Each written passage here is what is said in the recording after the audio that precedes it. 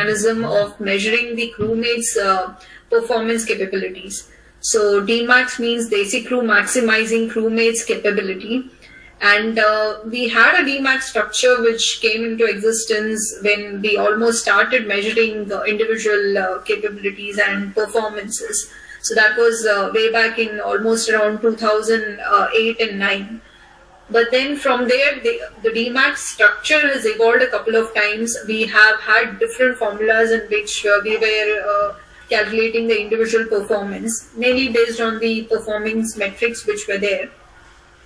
So right now, I think we felt the need to have a revamped DMAX structure, basically because we have a lot of processes and we have a lot of different employment structure in Desi Crew. Like we have the interns, we have the apprentices, we have the payroll people, and for all these diverse work functions we thought we should definitely have a DMAX structure which is more defined, which is more appropriate, and which will go in sync with what the individual is contributing in the organization. So with this in mind, we started this revamping of DMAX discussions almost a month and a half back, and from mid-October. And from then, there was a team which has kind of evolved discussing this whole concept about DMAX. We started with almost 10 people. In between, some of the people had to leave and come back and rejoin and things like that. But there were some core people who have stuck to this discussion since the beginning. And they have been contributors to this whole discussion. Mr. Mani was also part of the discussion, giving us his thoughts about how the DMAX structure should evolve and things like that. And with all the ideas that we had over the last 1 month, we have come to this conclusion and we have come up with the DMAX structure. So this is an opportunity for us to share how we have come to this conclusion and what this new DMAX structure is all about. We would definitely want you to give a keen hearing here and listen to what we are talking about in this new Revamp DMAX structure. And once we complete, or in between when people are talking, if you have some doubts or if you want to clarify something, you can stop us there and then, and we can give you the answers for your queries. Or we can also wait for the Q&A session, which will be post once we explain the whole DMAX structure to you, and then we can take the questions from you. Yeah. So I have Mohinder and Vinod, who will be actually taking us through this journey of Revamp DMAX that we had this year. So I think Vinod will start. Vinod, as you all know, he is the SDM for Kapu Center. He will take you through how the journey started for DMAX this year. And then Mohinder will continue with the different parameters we have for the different employment groups that we have in Desi Group. Yeah. So over to you, Vinod. Thank you, Veena. I am sharing my screen. Can you guys see it? Yes. Yes, Vinod. Okay. Great. So hi everyone. I am Vinod, and I will be taking all of you through why do we have a DMAX revamp in the first place. And then hand it over to Mohinder, who will take you through the mechanics of the new mechanism. So let's get started with the team. This is the team that came together. I think somewhere around October 20th. We met for the first time, and then we started having our discussions. And we used to have daily discussions on DMAX, and this is the team that stuck together and ensured that we have a new mechanism. And this is where we started. We wanted to look at the opportunities that we had in the current DMAX, and what is that we as a team could provide as a solution that is going to take DMAX forward and Desi Crew forward, as a result of that. So the first one that we came up with was the inverse correlation between DMAX scores and process health. By this, what we mean is we have encountered a lot of situations where a process was not doing that great. However, the team members of that process were getting amazing DMAX scores. So if you look at just the DMAX scores, you would think that the process was doing great, but that was not the reality. And somewhere we felt that disconnect was there between what is the client expecting versus what is that we have in the DMAX scorecard. So, what we have done is we have introduced a minimum threshold in the DMAX score mechanism, so that if somebody is not able to achieve a certain number, they will not get that score. And Mohinder will elaborate on these points a little later, but I'm just giving you a gist of some of the major changes that has happened. The other opportunity was delay in the data flow, right? So in terms of from operations to HR, from HR to the next level, we found that there were certain pockets where there were delays, and we have defined timelines and governance mechanisms to help and ensure that we don't run into those delays. Dependencies at various levels. We also noticed that the sorry to interrupt. Your slides are moving now because I think the screen is frozen. Just double check. Slides, are the others able to see? Yes, Vinod. I think our slides are frozen. Just yeah, we are just probably need to refresh it because everybody's only able to see the first slide. Yeah. Okay, let me. Yeah, now we can. Yeah, now we can. That's okay. Yes. So you need to move up and down. Just 1 second. I think it was. Okay. So I think So we can see it now, right? If you put it in the play mode, right? Slideshow mode. I put it on slideshow mode now. Can you see it now? Yeah, can you just move up and down? Just see which is going to the previous slide and back. Did I moved it just now? No, stuck in the same slide. Stuck, yeah. Okay. Probably you just need to refresh it. Can I show it like this? I mean, Yeah, just zoom in a bit. That's all. Just increase the size. Yeah, maybe. Yeah. Yeah, this is enough. Yeah, that's Okay. Yeah. So, we noticed that there was dependency at various levels, because of which, the data was not flowing, or, the target was not being set and stuff like that. So, we have decided to empower different levels to make certain decisions, so that, we don't get stuck with the decision making as such. And we also noticed that there was an opportunity for emphasis on client management. So what we have done is we have introduced a parameter called as CSAT, where we will reach out to the customer and get a pulse of how they're feeling and how that will impact the scorecard for a particular level. So apart from that, the other one that we looked at was the real-time connect with the team was missing. And what we have done for that is we have established mechanism to connect with the team members to discuss targets and accomplishments. And we believe that this is the most important aspect of this entire mechanism. So we'll come to this at the end of the presentation, where we will talk about what is that we want to achieve out of this particular segment of the whole DMAX mechanism. And moving on to the timeline, right? So this, we believe, is the most appropriate timeline to follow, so that everybody is aware of what is that they have to achieve, and at the end of the month they know what they have done, where do they stand, stuff like that. So we are saying a team target for an entire process has to be set by 23rd of the previous month. By 24th of the previous month, the individual target setting has to be done. So everybody in your team need to know that they have to achieve certain productivity, certain quality, detach, or anything that you are trying to achieve. They should know at an individual level that this is what I have to achieve the next month. And by 25th of the previous month, the target communication has to be done. So everybody in the team needs to be aware of it. And then the entire month will happen, right? You'll go through the motions of the entire month. And when you come to the second of the next month, the data collection will have to happen. And by third, the data has to flow to HR. Now, I'm sure there will be certain processes in pockets where, there will be dependency of on the client for the data, the data sharing. The data will not come to you from the clients on second or first or whatever. So those delays can be taken up by the respective managers individually. We can look at case-to-case basis, but as a thumb rule, we want to make sure that, all of us are following this. By 23rd, we set the goal for the team. 24th, we set the goal for the individuals. 25th, the communication happens. By 2nd of next month, the collection is done. and by 3rd of next month, the data goes to HR. And then the first week of the next month, the communication of DMAX score achievement has to happen. Meaning, I individually had a target of certain number of files to be processed in a month.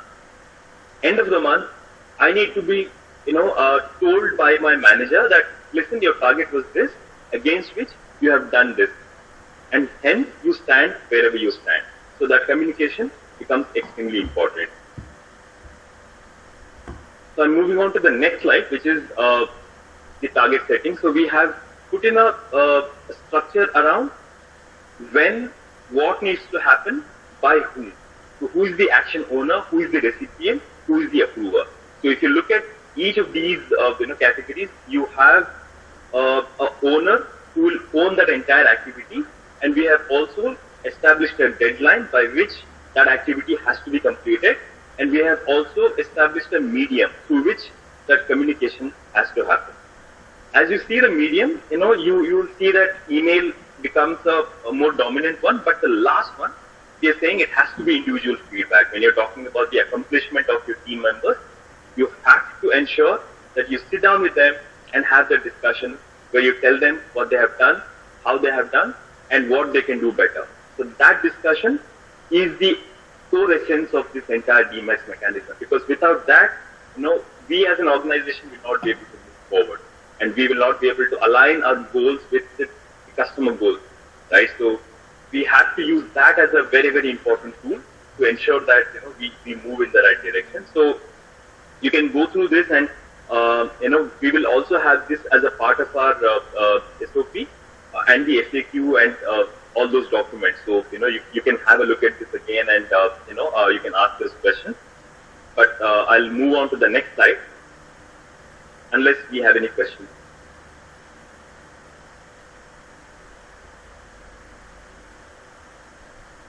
Okay, so I'll take it as a no for questions.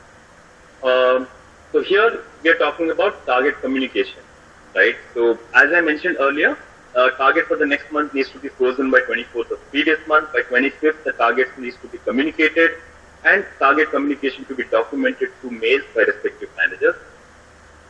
Data collection. The data collection has to be completed by 2nd of every month, while with the daily compilation of the data, collation at the end of the month will be hassle-free. So we want to move into a system where we don't sit at the end of the month and collect the data for DMAX. We would rather, on a daily basis, we are able to input the data, and we have some kind of we see how the numbers are moving. We should be able to see that on a daily basis, so that end of the month it becomes a matter of just putting things in place. Just a few points here and there, but largely your data is already in place, and that's the point we want to move to. So at our level, we are trying to get in some kind of a system where we can look at compiling the data on a daily basis. We'll get back to you on that. Mohinder is working on something for his process, and I'm working on something for my process. If we can generalize that and make it customizable for every process, we will share that with you. Or if you already have a system where you're able to do the compilation on a daily basis, you can continue to use that as well, right? But the point is, the data compilation should not happen only at the end of the month. On a daily basis, if you are able to input the data, that will make it easy for us to look at the entire data at the end of the month. So that is the mode we want to move into. And the respective managers to validate the sanctity and the accuracy of the data. That has to be done at the end of the month anyway. Post-validation, respective managers to share the data with HR team by 3rd of every month, and delivery managers and BU head to be copied on this mail. So, these are some of the activities which is happening right now, but then the deadline and the timeline kind of vary. But we want to move it to a system where it doesn't vary. It always stays the same. Moving on to achievement communication and the most important piece of the puzzle. This is something that I spoke about earlier. While we do all of that, you take the entire month's data, you log the targets, you ensure that you're trying hard to achieve the targets, and all of that is happening. This is where the real action is, right? When you sit down for a one-on-one feedback discussion, and when you talk about the successes, the kind of success that particular person or the employee in your team has had, you celebrate that, and you talk about the impediments or the roadblocks they have encountered and how you as a manager can remove them, provide them whatever support they need, is when all of this comes together, right? Because if somebody was achieving it 80% last month, if they are able to move to a 85% this month and they move to a 90% next month, that is what we want to achieve as a team. So this will help us get to that kind of a mindset. So extremely important that we have this, and we have to make sure that every employee in our organization is sitting down with their manager and having this discussion. So please ensure that we leave no stone unturned to make sure that this takes place, right? And we are also working towards identifying a tool that can record these discussions, right? So, if I sit down with one of my team members and have a discussion about his or her performance, that has to be documented in a tool so that, we know, or after 6 months, what did I have a discussion, with this employee 6 months ago? You can go back and check, okay, I told this employee that, okay, he has to work on his quality, or she has to work on her production or productivity, anything, right? You will be able to go back and check what was the discussion and then what happened. Did he or she improve or not? So all of that will have to be documented. At any point in time, a TL can check what has happened with his team, a AM can check what the TL has done, and a DM, a SDM, or a business unit head, anybody should be able to check who has been spoken to, who has not been spoken to, why has somebody not been spoken to, all of that. So, we are working towards putting the tool together, but, that doesn't mean that, we don't start this process, right? Till the tool comes in to effect, let's ensure that we use whatever technology we have. It could be a Google Sheet or a Google document, or if you have some tool that you're using already, wherever, however, if you can use something and document all of that, please continue to do that. But make sure that one-on-one feedback discussion happens diligently without any miss. That's the most important thing. Now, this is the timeline, or this is the way forward, as we say, from 12th November is when we started the pre-launch, and then we've had the discussion on finalizing the DMAX support functions, and we are also in the process of getting the approvals in place. And today here we are on 22nd November communicating with the DNEXT team, which is going to take this process forward. And we will also have a SOP very soon. I mean, maybe between today and tomorrow, we will release the SOP, which will have all the details you would need to know. Any question you have at any stage of this entire DMAX mechanism, you should be able to go to the SOP and find your answers. And very soon we'll also come up with a FAQ that will basically answer all your questions, right? I mean, so that should ideally be your last point with respect to any questions regarding DMAX, but that doesn't stop you from reaching out to any one of us, right? I mean, it could be, myself, Mohinder, Shan, Nelson, Veena, Udaya, Mohan. I mean, all of us who've been a part of this team, you can reach out to any one of us, and we will be happy to take those questions from you. So after 22nd November, day after tomorrow, 24th November is when the target setting will start. So we will start the target setting on the new mechanism. For you to be able to set the target and communicate that to your team members, by tomorrow, that is 23rd of November, you should have your internal targets or the team targets or the process or the project targets. Those have to be in place. So the next set of action for all of us rather, is that tomorrow we should settle down on the team targets for the month of December, and day after tomorrow, we should be able to break that into individual targets for your team members, and by 25th, we should be able to start communicating the targets to your team members. So that is the expectation in terms of how we go forward, and by mid of Jan, we are starting now, so we have an entire month of December and a half of Jan for us to settle down into this new process. And by mid-Jan, this team, the team that has worked on this so far, will reach out to the team members at all levels to get a sense of a district kind of a thing where they can tell us, what is working in the new mechanism, what is not working, where they want us to improve, if there's any change they want. we will seek feedback from the entire team, and once we have a compilation of this feedback, this team will regroup. We will sit down with the points raised by the team members, and we will look at what is feasible, what is not feasible, and things like that. And if there are suggestions that will have to be taken into consideration, we will. And once those changes are made, we'll let you guys know that, okay, we have made a slight change based on the feedback from the flow. So, but again, it doesn't mean that, any one of you will have to wait till mid-Jan for us to give any feedback.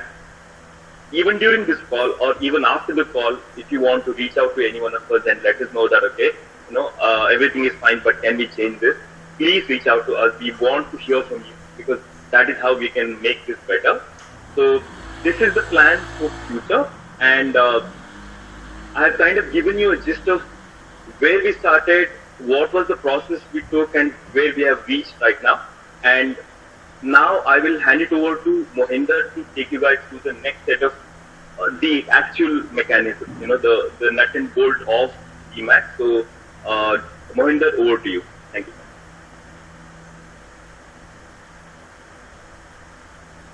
Yeah, hi. So hi everyone, I am Mohinder here. So I will present my screen.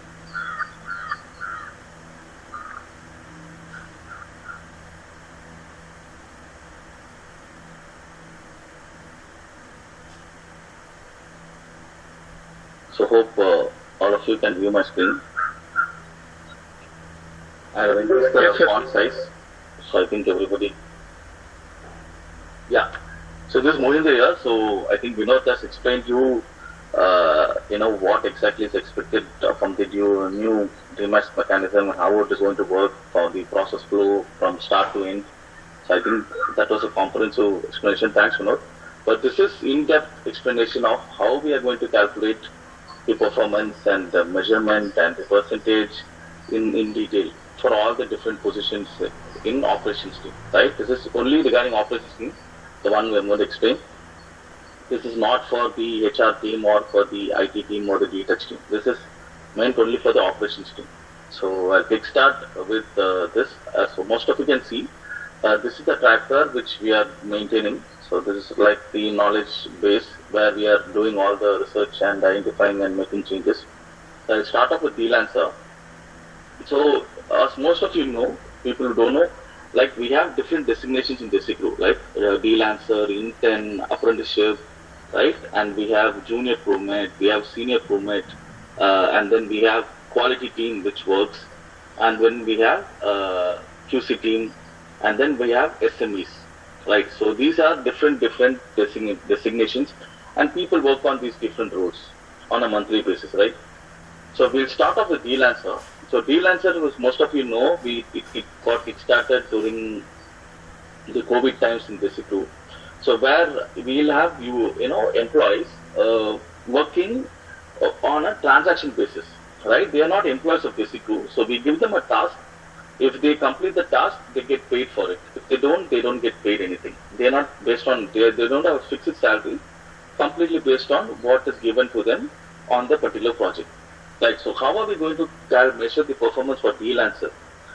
So for DLancers, we are splitting the performance parameter 3 parts. One is individual production, individual quality, and individual detach of softwares, right? So individual production, we are giving a weightage of 50%. So as most of you know, the total weightage that we are calculating is 100%. So DMAX is based on 100%. So on 100%, we are giving 50% weightage for the production, 40% weightage for quality, and 10% weightage for detach. So what is production? So most of you know, right? We have all different processes in Kapu. We have in Kulu, TN Palayam, Vilupuram, all these centers, we have different projects running. So each project will have a certain target, right? Every user will have a certain target to be achieved. I'll just give you an example so it's easy to understand. Let's say you set the target as 1,000 for an individual for the month, right? So that 1,000 gets a weightage of 50% out of 100. Okay, so that is what it is. So every individual will be given a target. So that target is given a weightage of 50%. Okay, and then quality. The quality is the most important part. So whatever we do, we have to meet the quality that is set by the client, right? sometimes if the client has not met the quality, then you would be discussing with your BU head or the reporting manager and set the quality for the individuals. But most of the projects, that is 90% of the projects, the client will set you the targets, right? They will tell you we have to achieve minimum of 98.5 or 99 or 99.5. Sometimes even 95 will be acceptable considering the complication of the projects. So whatever the minimum quality target that we expect has to be met, and that quality gets a 40% weightage. And then detach. So all of you are very familiar. Detach is running on a quarterly basis in DESICRU. So the particular individual must, enroll herself or himself in detach, and they need to be active and learn the course. So they have to be, and I'll explain this mechanism here. So this is what it is. So individual production 50% and quality 40%, detach gets 10%. Okay.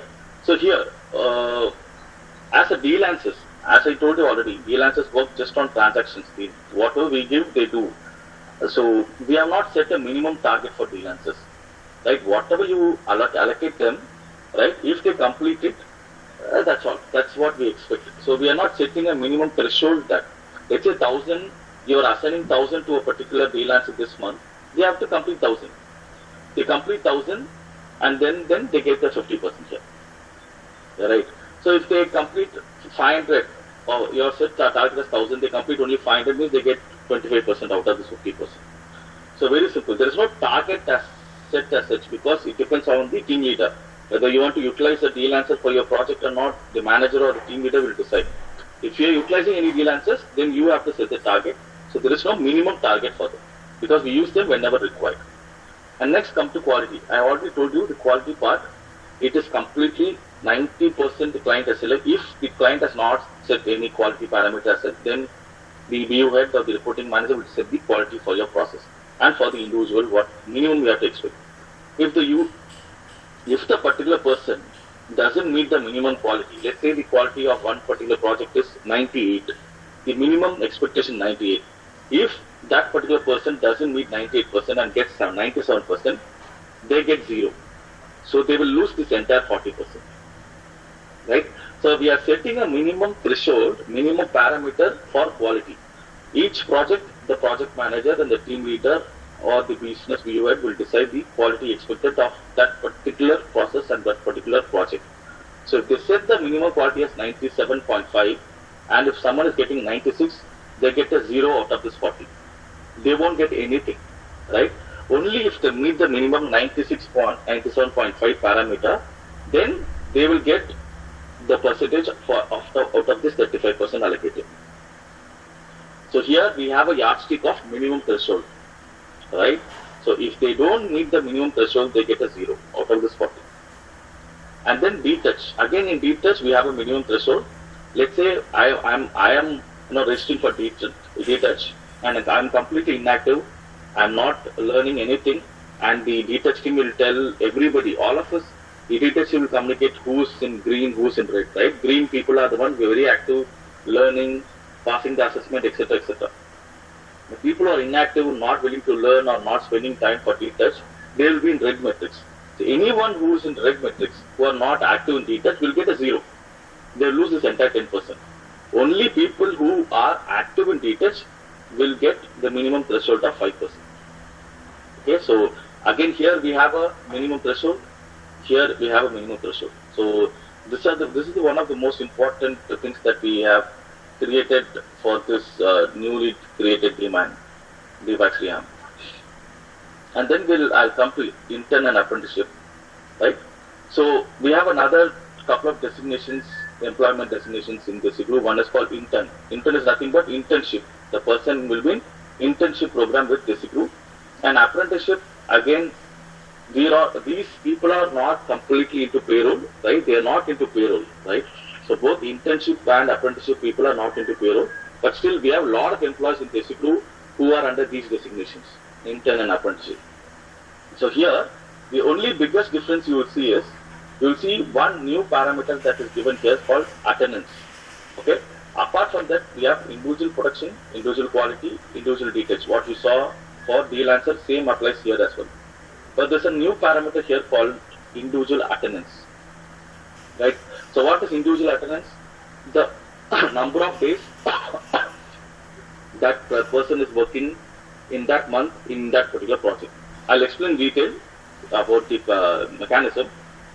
So this is one new parameter here for intern apprenticeship, and the quality and details will remain the same. The mechanism will remain the same, right? If the person meets the minimum quality, they'll get a score from 35%.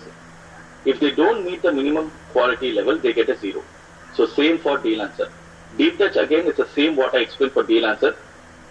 If the particular individual is not completely inactive, they get 0. Only if they're active and above. If they're active, then they get from 5% they get a particular percentage. And production. So over there for DLancer, I told you because they are working on a transaction basis, we are not setting them target. But once you have people in intern and apprenticeship, all of them are employees of basic group, right? They are all into fixed salary basis. So all of them are employees. So if one becomes an employee, we set them a minimum target, right? So I'll take the same example. Let's say 1,000 is a target for an individual. 500 must be completed on a given month. 50% target must be achieved. If they don't achieve 50% target, they get 0 out of this 40%. If 1,000 is a target, the person must achieve 500. If they don't achieve 500, they get a 0.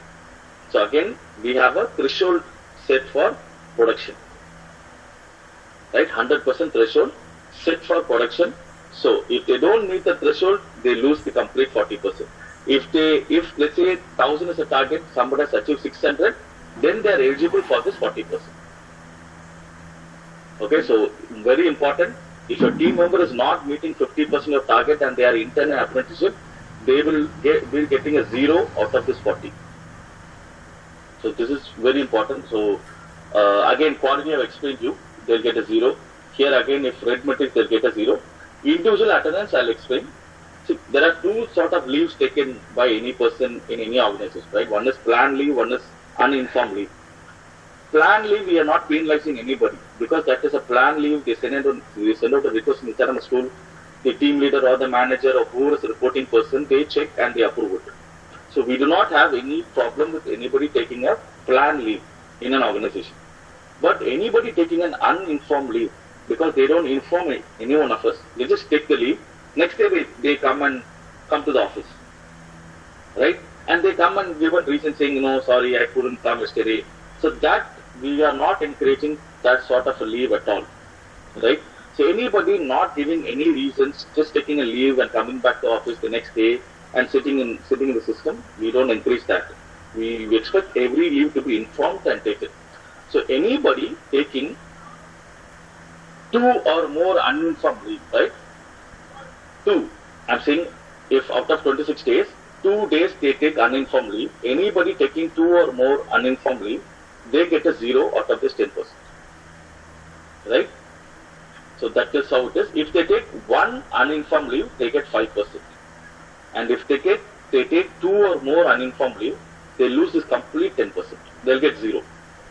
So why we got this mechanism is this will ensure that the particular person who is working in your project doesn't take any uninformed leave. They know if they take an uninformed leave, they are going to have an impact on their monthly performance. So I will pause for 30 minutes to 1 minute. If you have any questions on any one of these parameters, 1, 2, 3, 4, feel free to ask. Yeah, Mohinder, sorry to interrupt. Just one more thing to the uninformed leave part. It has to be informed, approved leave. It cannot be just informed leave. It has to be informed, approved leave. Yeah. So usually, sometimes what happens is the person will say that I had informed and I had taken a leave. So it has to be informed and it also has to be approved leave. So that is what I wanted to say. Yeah. So yeah, I think Mohinder has taken a break for questions. So if we have any questions so far, you can ask it now. Because we are going to the junior crewmate and then the other categories to follow. Any questions so far? If you have any questions, kindly post it in the chat group. We will pick it up maybe later. Anyway, I will continue. If any questions, kindly pause. So we will now come to junior crewmate. So moment someone is a junior crewmate in our organization, they are all employees, right? They are all employees of basic crew. They are under the payroll system.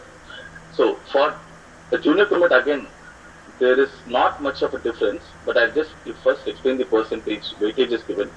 So production 45% weightage, individual quality 35%, detouch 10%, individual attendance 10%.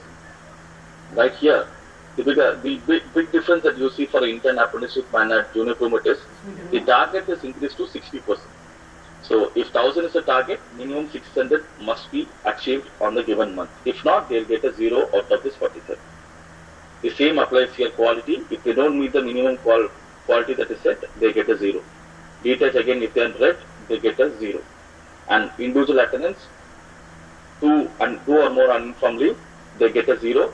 1 uninformed leave, we deduct 5%, so they get only 5%. So that's how it is. So the percent weightages are changing. So if you see here, the weightage for an intern apprenticeship for production, we give only 40%. 40, detach 10 and attendance 10. For junior crewmate, the percentage is changing. So here the individual production weightage is 45, quality is 35, detach is 10 and attendance is 10. Right? So most important thing is here the minimum target is 60%. So the person has to meet minimum 60% target. So that's a big difference here. So I'll go to the senior crewmate part. If you have any questions, kindly do unmute yourself and ask the question. So senior crewmate is one step above junior crewmate. We are just coming as per the same hierarchy, right? The same hierarchy system that we have in our organization.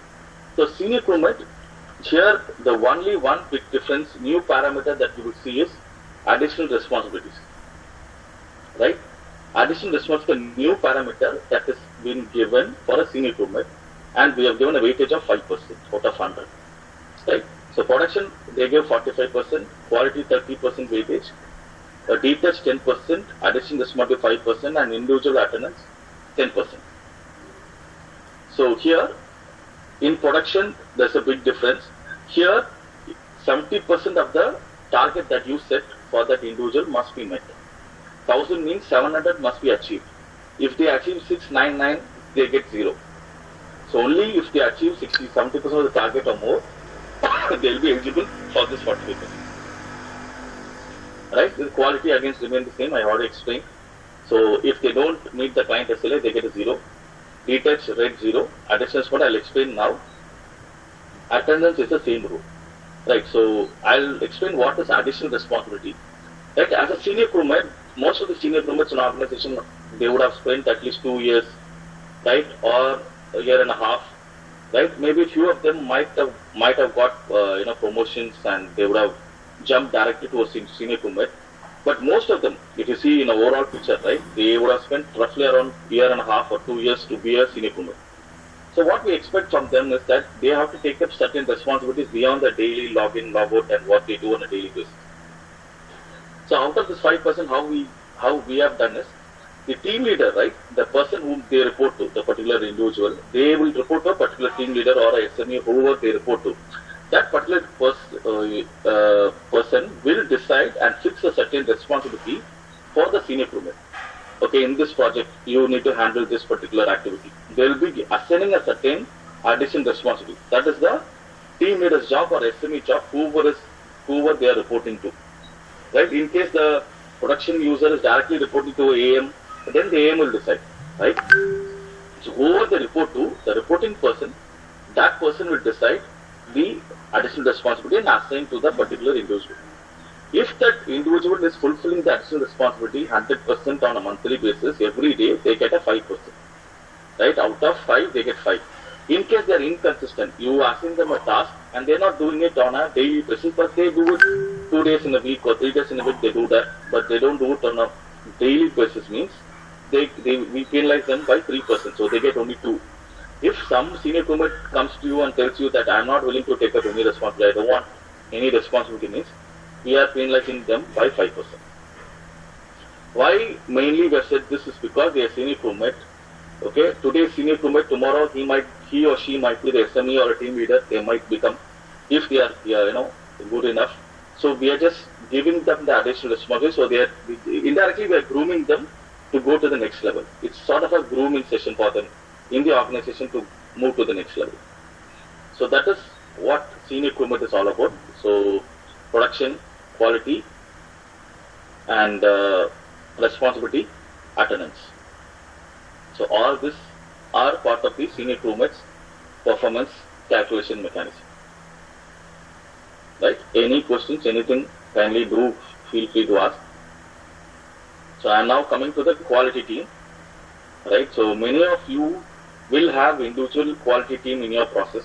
Right? You will have a quality team itself, maybe 20-30 people, or 1 or 2 people, or just 1 person, or 5%. It depends on the project. But we'll have definitely every project will have a QC team, right? So how are you going to calculate the DMAX for QC team is? We are setting, everybody does that. The team leader or the SME, whoever the QC team reports to, the QC head, they will set a target that every month you have to do an audit of 1,000. Let's say you set a target that this month 100% minimum 1,000 items must be audited, right? So that is a target. So out of 1,000, the QC person minimum should have audited 60%, 60%. That is 600. If the QC person is not meeting the minimum 60% target, they lose this 30% weightage completely, right? So every QC person definitely he or she will run around behind a certain target because they know every day I have to audit a certain data, 10% data or 5% data of the team. So that for the whole month we will set a target. So that minimum 60% must be met. If not, they get a 0. Only above 60% they will be eligible for this 30% of production weightage. And team quality. Here, the QC team will work along with SME to ensure that the particular process is meeting the SLA on a monthly basis. The minimum client SLA is met. If in case the client SLA is not met, right, then the QC team also will have an impact, right? They will be getting a 0. If in case the client SLA is not met, minimum client SLA is not met. So we are giving a weightage of 50% for the quality of the particular process, right? So we will know at the end of the month whether the particular project has met the client SLA or not. So they get a 50%. So 30% for their daily audit data, 50% for the overall quality score of the team. And detach, I don't think I have to explain again. I think it's very simple for everybody. It's the same, parameter. And individual attendance again is the same parameter. So only thing here is these two are new.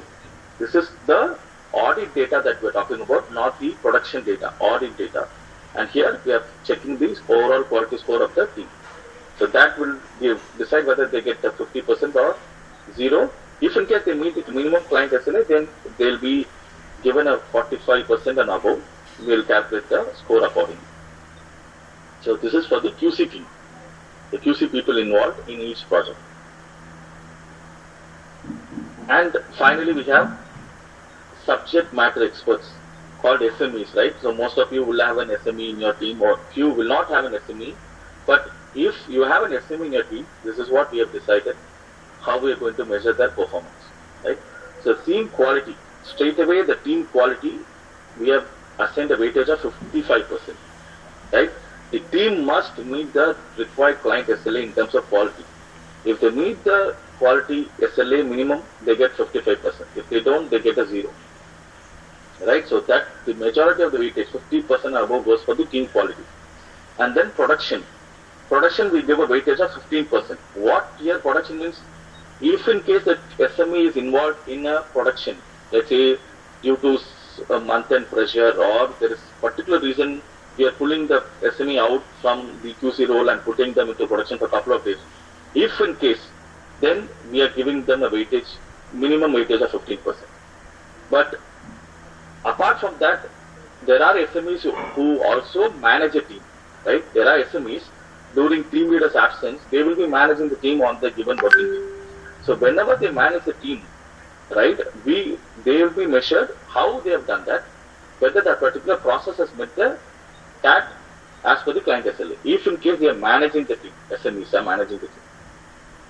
So but generally what we expect is the QC team majority work should be here in terms of team quality, right? This here and there they will definitely do it, If in case they do it, we have to ensure that they are also following and they're meeting the TAT and the processes, meeting the SLA. Right, so that gets a weightage of 15%. Then process documentation. So most of you know SMEs mean subject matter expert. They are the ones who know in and out of the process, right? So they are responsible to document the process changes, the SOP, creating SOPs, updating the SOP. If client gives a new update or change, they have to keep updating the process documentation and keep it updated. That could be SOP, that could be a process flow, anything with respect to the process documentation. It is their responsibility, and we give them a 10% weightage for that, for keeping it updated.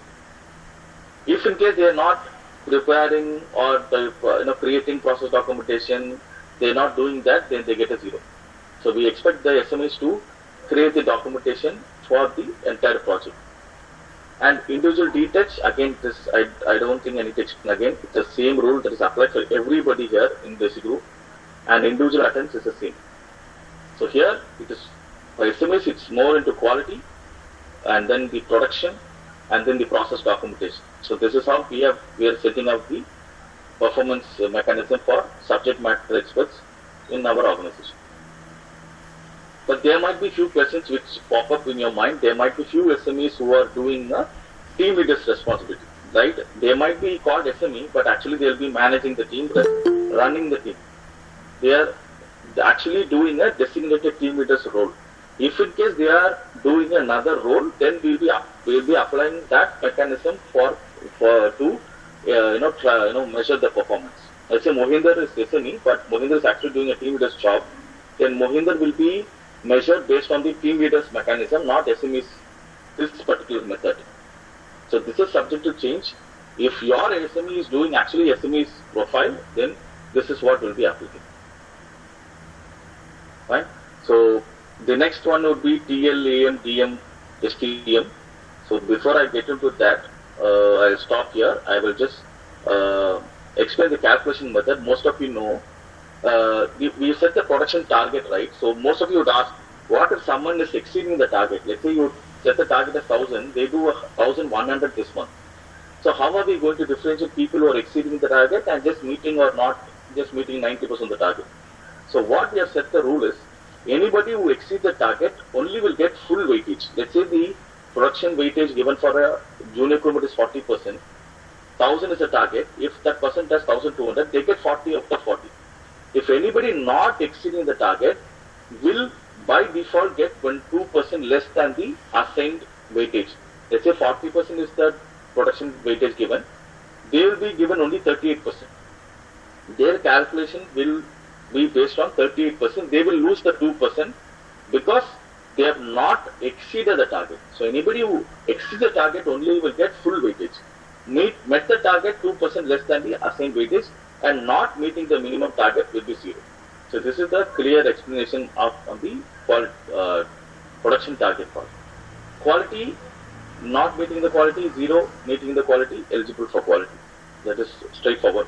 Crewmates, as I told you, anybody who are in green metrics, right, will get 8%. Anybody in red metrics will get 0. And crewmates in green metrics achieving grade E and above will get 10%. All this data, don't get confused. Everything the data team will publish. So you can just check the report and pull the data for your respective team members. So this is completely run by the data team. They will publish the monthly report. You will know which team member of yours is standing in which grade and what is the metrics they stand in. And individual attendance, as we already explained, straightforward. No UPL 10% they get. 1 UPL 5%, 2 UPL and above 0. Additional responsibilities I already explained. So it's all clearly written here. And most important part is all this production target, quality target, the weightage that is given right here, 40%, 50%, all these are subjected to change. If in case the particular manager or the business unit head decides, okay, in this process, I don't want to give 50% weightage for production. Let's say production is not important for me. Reduce the production weightage from 45 to 30 and increase the quality weightage to 50. That is always open, and that will be decided by the BU head or the reporting manager if there is a necessity. So all these percentages are subject to change. If required, it will be changed with the approval of the BU head or the reporting manager. If they approve it, this is subject to change. But we are planning to implement this on the floor for majority of all the process across all centers for all these different employees in different designations.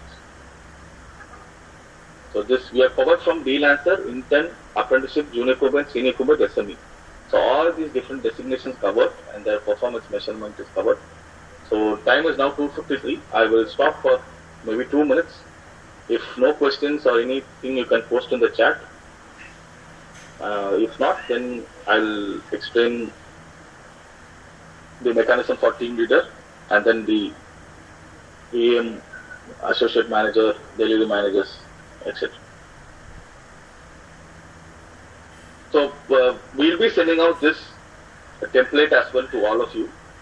So you can always refer this template, and if any questions, as Vinod said, kindly feel free to ask any questions, or you want to add something, or you want always feel free to add your suggestions as well, right? So most welcome of any suggestions. Also anything you want to discuss in detail, maybe after the call, feel free to post the questions after the call to us.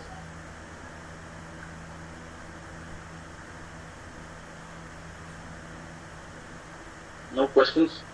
In chat box, I don't see any questions.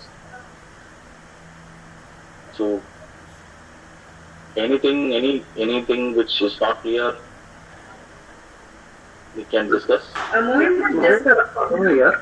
Okay, I'm yeah, sorry, Srilekha, just one query. Yes, sir. Yeah, just wanted to know whether this template is customizable according to respective projects. I'm just making it clear. You are saying, can we customize this? No, you can customize this provided the HR team and the BU approves that. Yeah, with approval. Yeah, definitely with approval. Yeah, with approval, it is customizable. We can increase the weightage. Oh, okay. Fine. Yeah. Yeah, thanks, Mahendra. Because this is always meant to be customized because projects are different in each center. So we need to just get the approval. Yeah, that's all. Yeah, with approval. That's what I was talking about. Yeah, when you're setting the targets, that is when you can customize the template and you can get approval, and that will be your targets will be set based on the approvals by the reporting managers. Okay, Veena. Thank you. Understood. Hi, Veena. This is Rajan here. Yeah, hi. Veena, Mohinder, yeah, thanks for sharing it. Just have an observation. Yeah, Rajan. You have detached on soft skills. Okay, when it comes to taking up the online courses. Now, for a crewmate, be it junior crewmate or a senior crewmate or a delivery manager or at the field level, if you give an option of soft skills or a detached, the option naturally will be towards soft skills only. Okay, perhaps for the ease of courses, number one. But instead of that, I would suggest soft skills has to be an integral part of each of the crewmates, because that is a personality development primarily. But when it comes to detach, it is pertaining to the process in which they do. Perhaps the bot 101, 201 or 301, the stages that we have, it may be more relevant for them when it comes to those kind of courses. So the suggestion that I have is that instead of giving a battery of courses and expecting the crewmates to choose from those lists, if we predefine as per the capability and the experience of the resources, then it would make more sense in terms of they doing those courses mandatorily, number one, and also enabling those people in utilizing this platform effectively. And the courses can be redefined as per the experience of the resources and also the levels that we have. For example, if you have got 101, 201, and 301. Basis the experience, we can be able to predefine those courses to those resources appropriately. Given a choice to people, then the platform may not be the objective of the platform which we envisage to do, perhaps may be lost.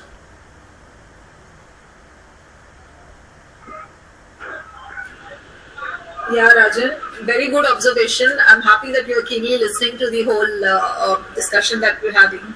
And as a new person, you have actually contributed something really good and worth discussing.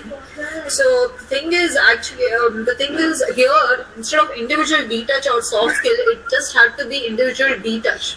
I think we've included soft skill there, which we are going to remove.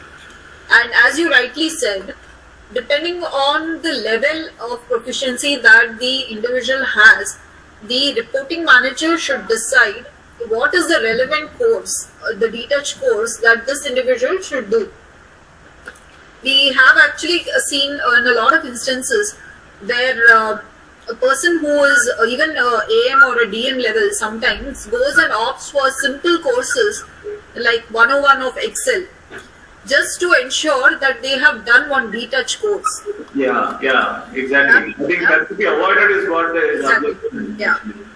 Yeah. So point taken. We will make sure that we will keep this point in consideration whenever we are setting the targets. And this is to all the DNEXT leaders, because you'll be the people who will actually be setting the targets for your teams. Yeah. So please make sure that whatever detached course an individual is selecting, it is as per their wish, one is that, but it is also as per the requirements of the organization. It is not just that they have to do one course and that is how they qualify to be at green and detach, but it is also something which is necessary for them to develop as a skill to be a better performer in the current process that they are doing or in the future processes that we are anticipating them to be in. Yeah. And the another thing is that it need not be one course for the entire calendar year. It depends on the levels of proficiency that a resource has. Basis that for a basic level it can be one course per annum or one course per every 6 months once. And likewise, as the progression is there in terms of the capability, you can have 2 or 3 courses, which is a mandatory one, not as an optional, as a mandatory. For a mid-level manager, it can be 2 courses. For a senior level, or for the basic level, it can be 3. Then mid-level 2, and the senior level can be 1. Something like that, because that is how the capability of these resources and the skill sets would be improved at the individual level.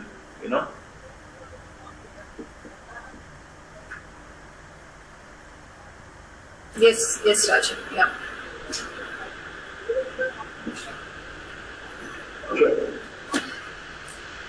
Yeah.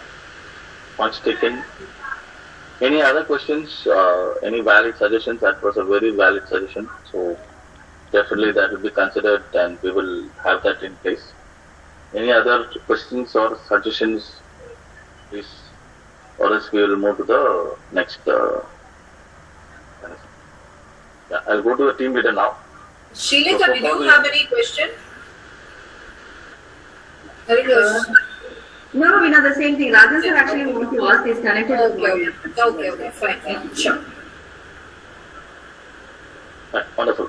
So this is, so then we come to the most DNEXT leaders, right? We have all the DNEXT leaders. So all the DNEXT leaders we consider from TL and above, all of us are called DNEXT leaders.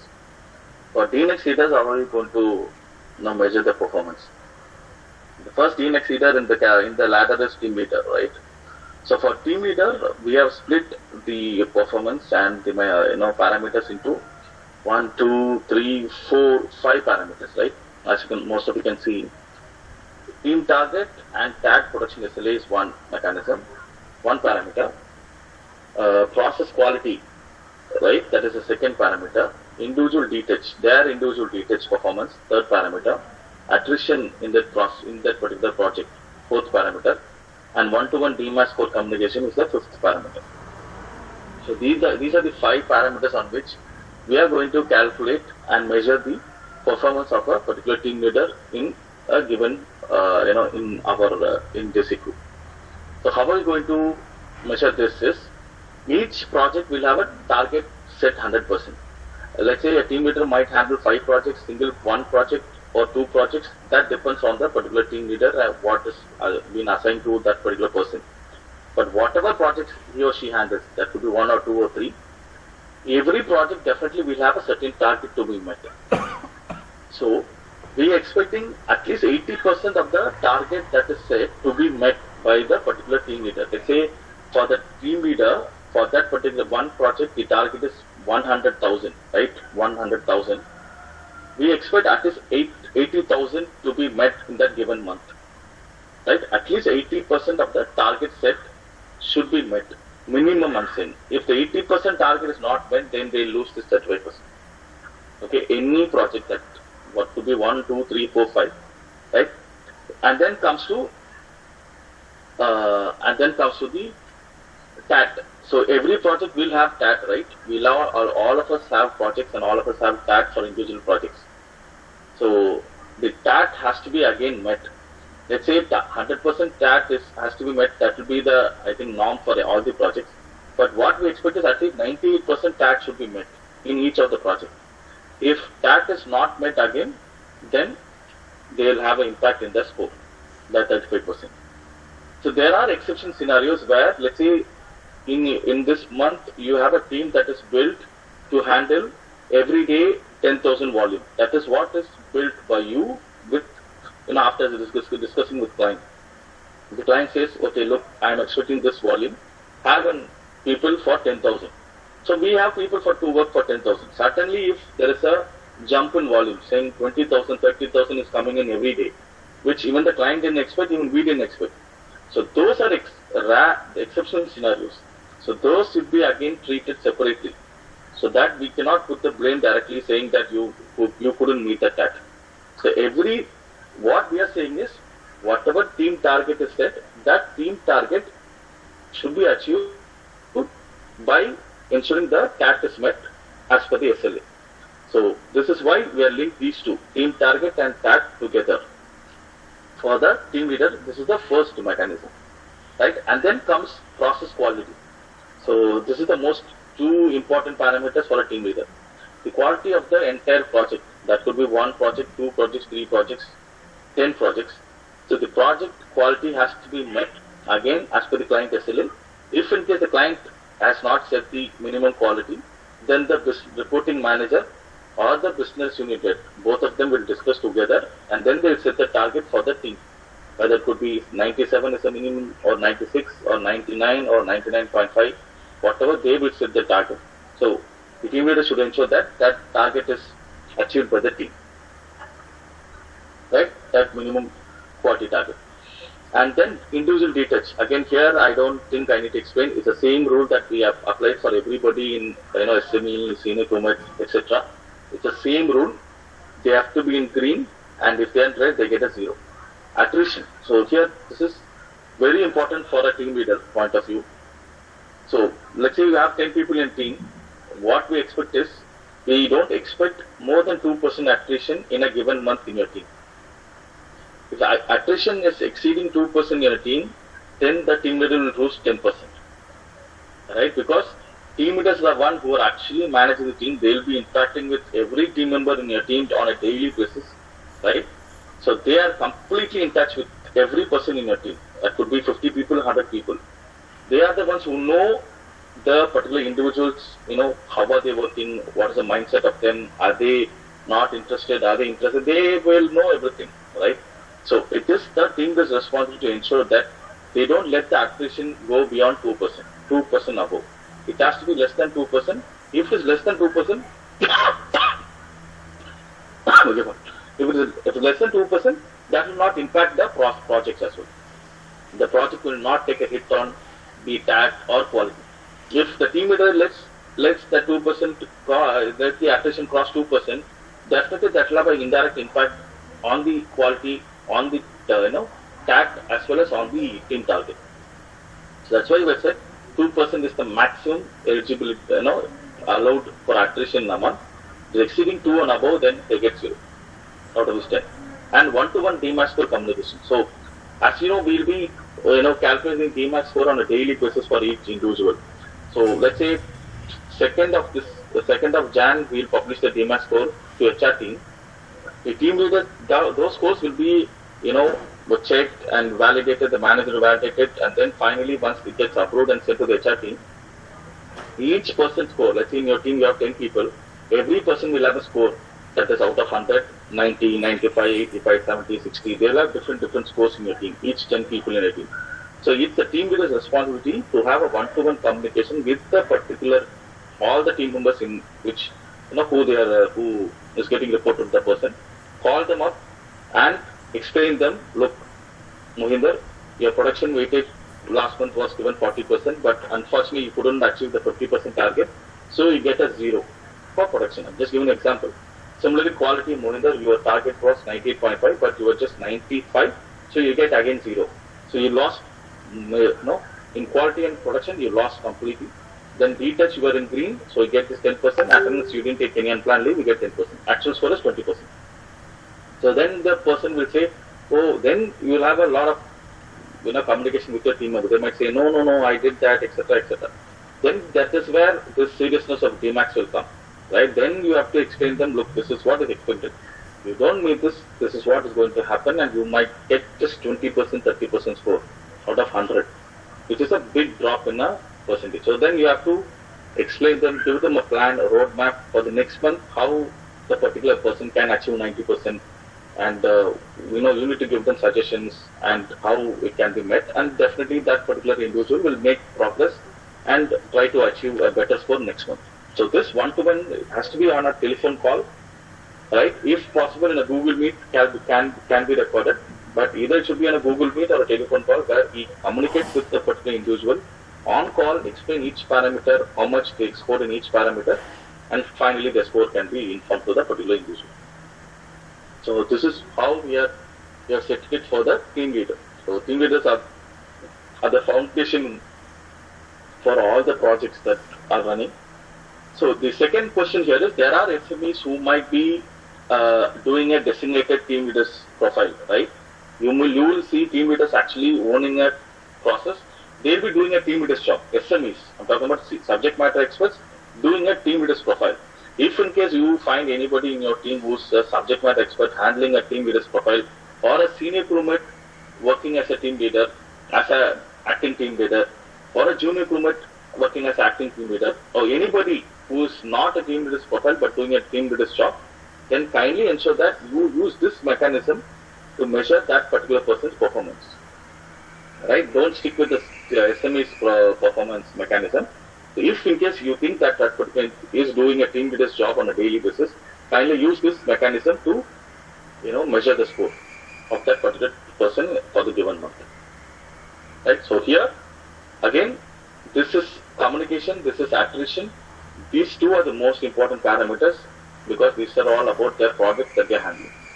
And then you will have the last question that can come up with escalation. What if in case there is some escalation?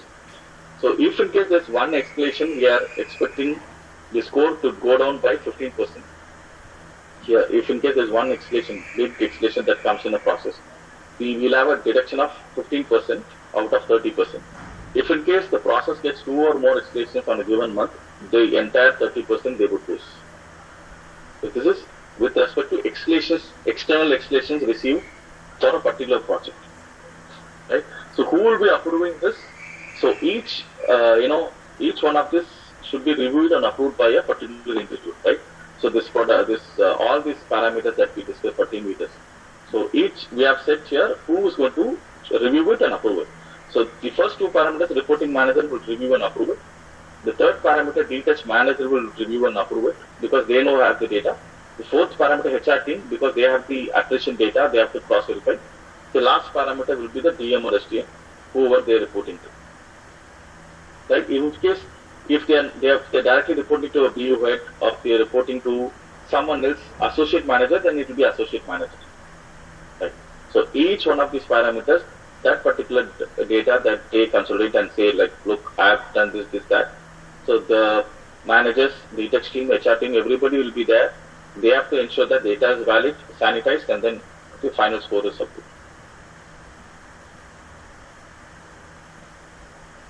Fine. So this is what it is. And yeah. So team, any questions on team leader part? You feel free to ask the questions. And there we have a deadline here for one-to-one DMAX communication. If 2nd of the month the scores are published to everybody, by end of 8th of that particular month, the communication, one-to-one communication should be completed for all the team members in the particular process. Right? So second means by 8th it should be done, 100%. It should be done and it should be communicated to everybody in the team, individual communication regarding the DMAX score.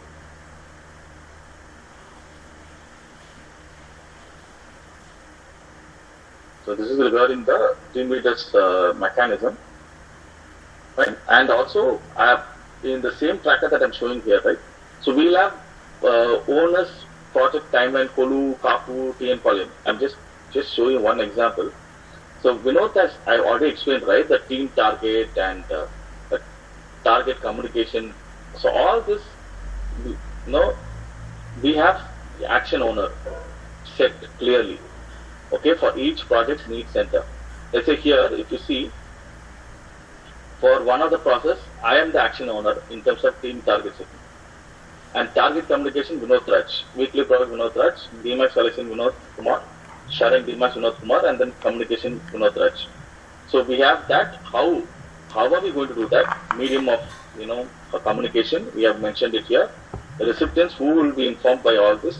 An approver, who will be the approver and informed, etc. So all this is, clearly mentioned for each of the projects in each center.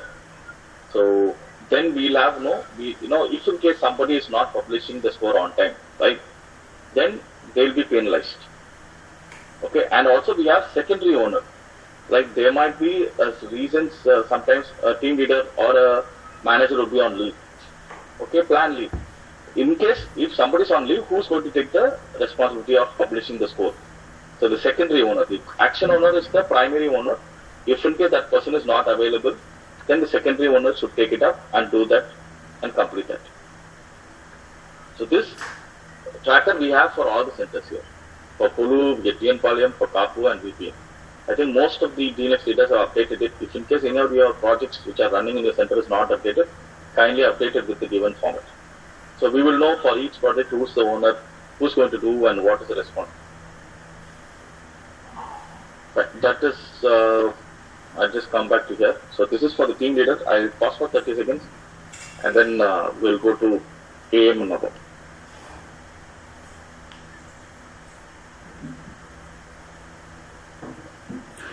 We have most of the TLs here. So yeah, Arun, you had any question?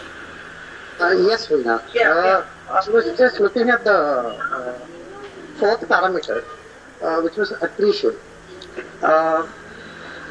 Can we relook into it and why not we look at attendance rather than attrition for us? I'm just suggesting. Attendance is you're talking about individual attention, attendance or team's attendance? No, team's attendance. Because I think the people reporting more than TL should take up the attrition responsibility, and the team's attendance could be given to them. It's my opinion.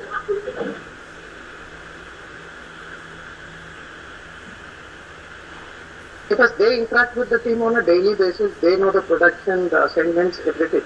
So I'm just suggesting it like that. I think AMs should take more responsibility for attrition rather than a TL. Maybe you can set a parameter. I'm just suggesting it because I feel that attendance should be given to them and attrition should be taken by the AMs and DMs. It's my opinion or my feeling.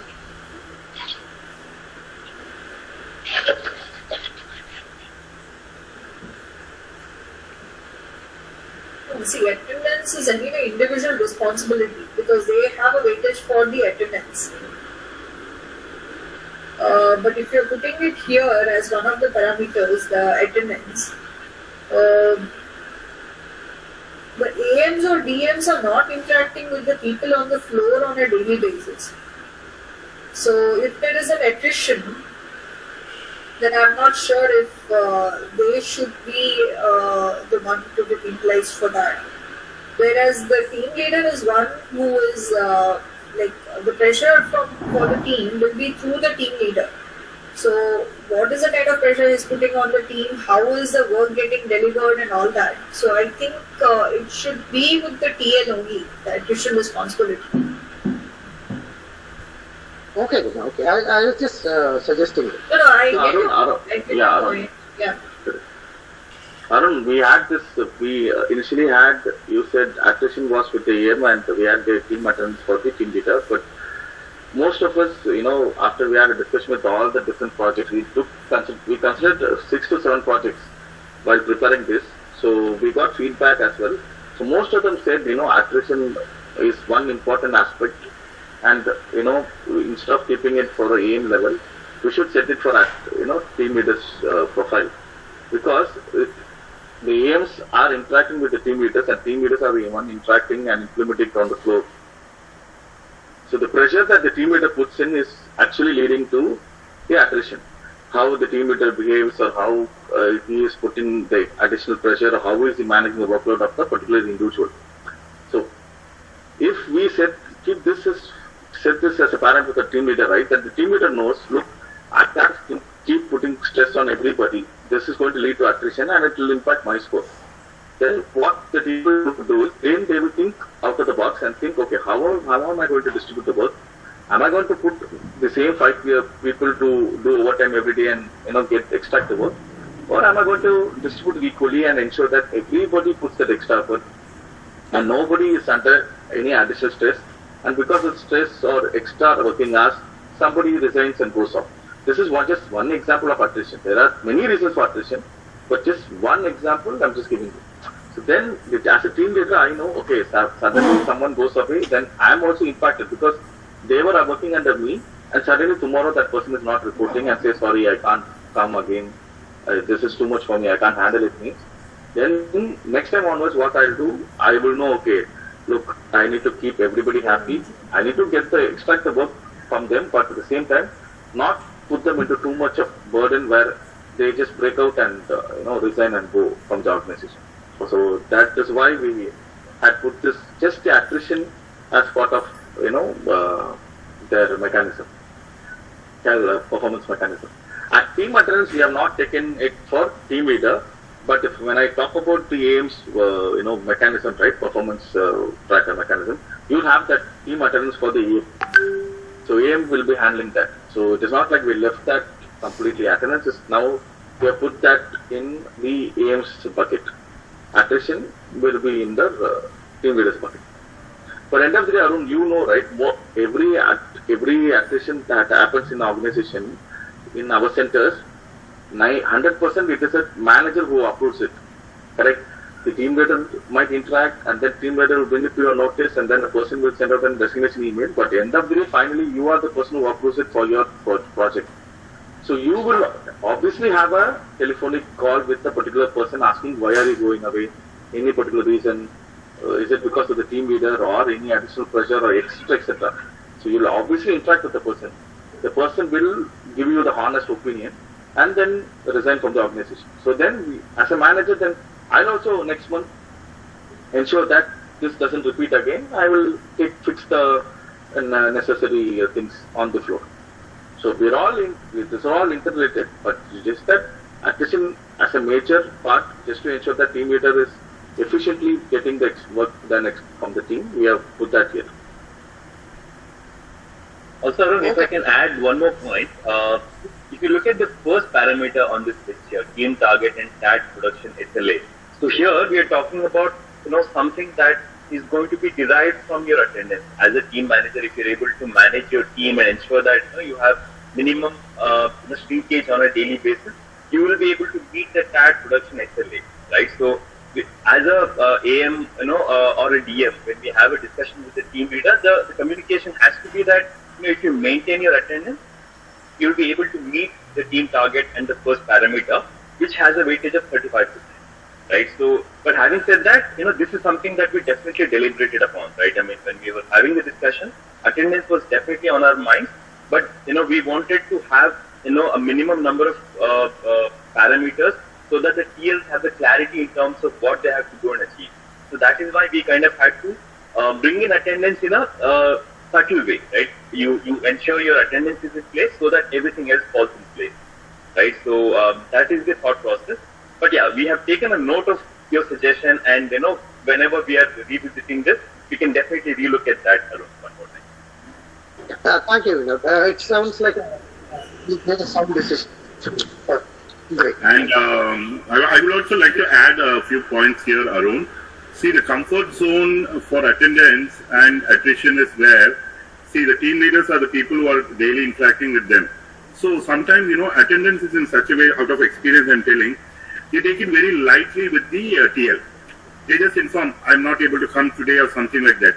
So there the team leader also doesn't have so much of control, where he or she has to tell that, please ask the AM to get the approval.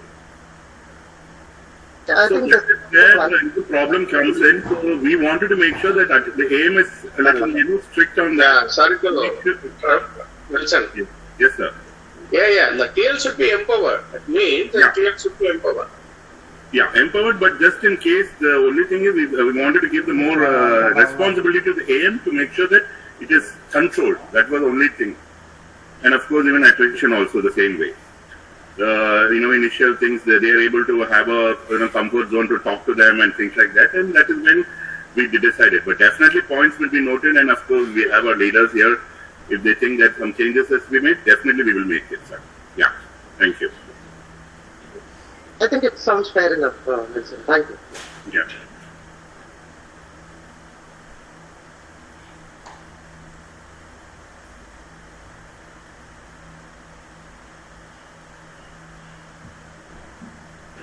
Hi Mohinder, I have one doubt in this fifth one, the one-to-one DMAX for communication. Hello. Yeah. Yes. Yeah. Like it's one of our basic mandated job to ensure that our team knows what is the DMAX score and where they are lacking and all. So, but adding this DMAX score as well for like 15% weightage is a little too much for that, like from my opinion. Because it's like a basic job that we have to ensure that each of our team members should know what is the DMAX. No. Yes. Yeah. You are saying it is a basic job, but that is actually not implemented on the floor. That is a problem, right? So if it is implemented on the floor and it is a normal routine, then we can actually remove that. But what we see is majority of the team leaders, they don't communicate the score at all to the respective team members. They send it to the HR team, but actually they don't have a one-to-one with that team member explaining them, look, this is what happened last month, this is what happened. They do not have a detailed one-to-one call with every team member in their team. So this is the reality. So just to ensure, because no matter what happens in all this, if individually every team member must perform well and they have to do well to grow in this crew as well. So DMAX score is directly related to the growth in the organization. So if somebody is doing really well, they are actually climbing the ladder in this crew. So if we have a proper one-to-one communication, that will help that person to grow in this organization. If you are not communicating, no communication, just sending the score to them 90%, then it is no point of having that score. It doesn't make any sense. It is meaningless actually. So that is why we have given a weightage of 15%, where this is 100% compulsory, where you have to have an individual call, explain the individual why it is low, and also stress the importance of the score, because this score is actually going to decide the career development leadership. Correct. So somebody who is going to get only 60% all through the year, definitely their hope in terms of growing in this crew will be very less. It is not fair at all. So somebody wants to grow in this group, their DMAX is actually telling them, okay, you're doing a good job and you're going the right direction. So that is why we have given the weightage of 15%.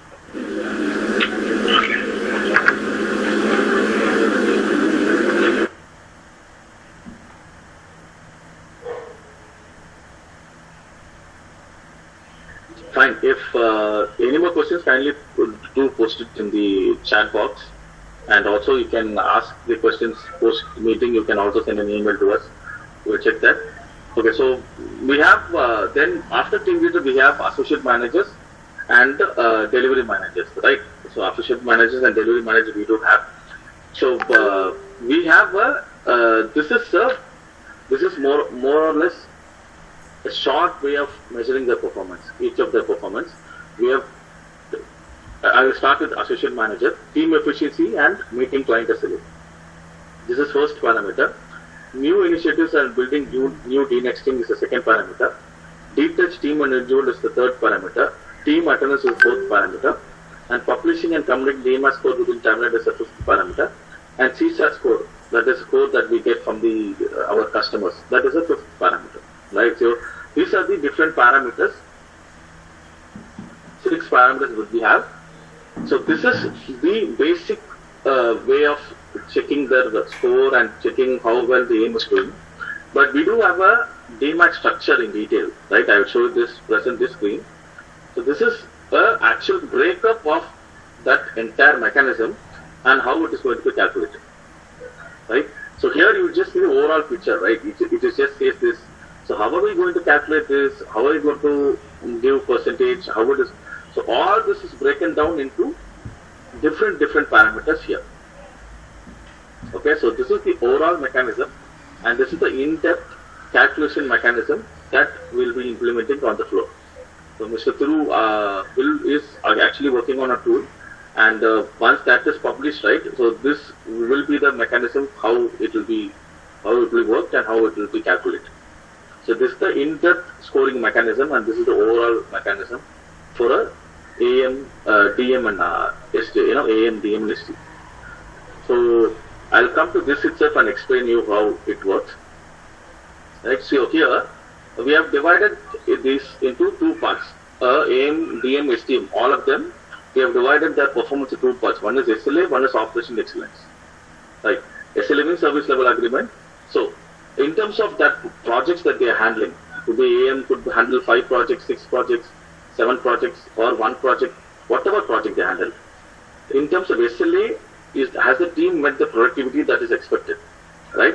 So we do have a target set for each project, right? So whether the target is being achieved by the team, right? So that is the step number 1 of calculation here in terms of SLA. And TAT, whether the TAT is being met. And then comes to quality, whether the quality is met. And then here, attrition is met. And then absenteeism, right? So we have, if you see here, even though the team leader has attrition in his bucket, we are bringing them into AM's bucket as well, just to ensure that both of them, are kept under check and nobody loses, seriousness of the attrition part. So here, how is the weightage split is, for productivity, the target that is meeting, productivity is nothing but target, team target, the particular project target. So 15% weightage is given for productivity. Right? So if you can, I'll just set this column, so all of you can see this column.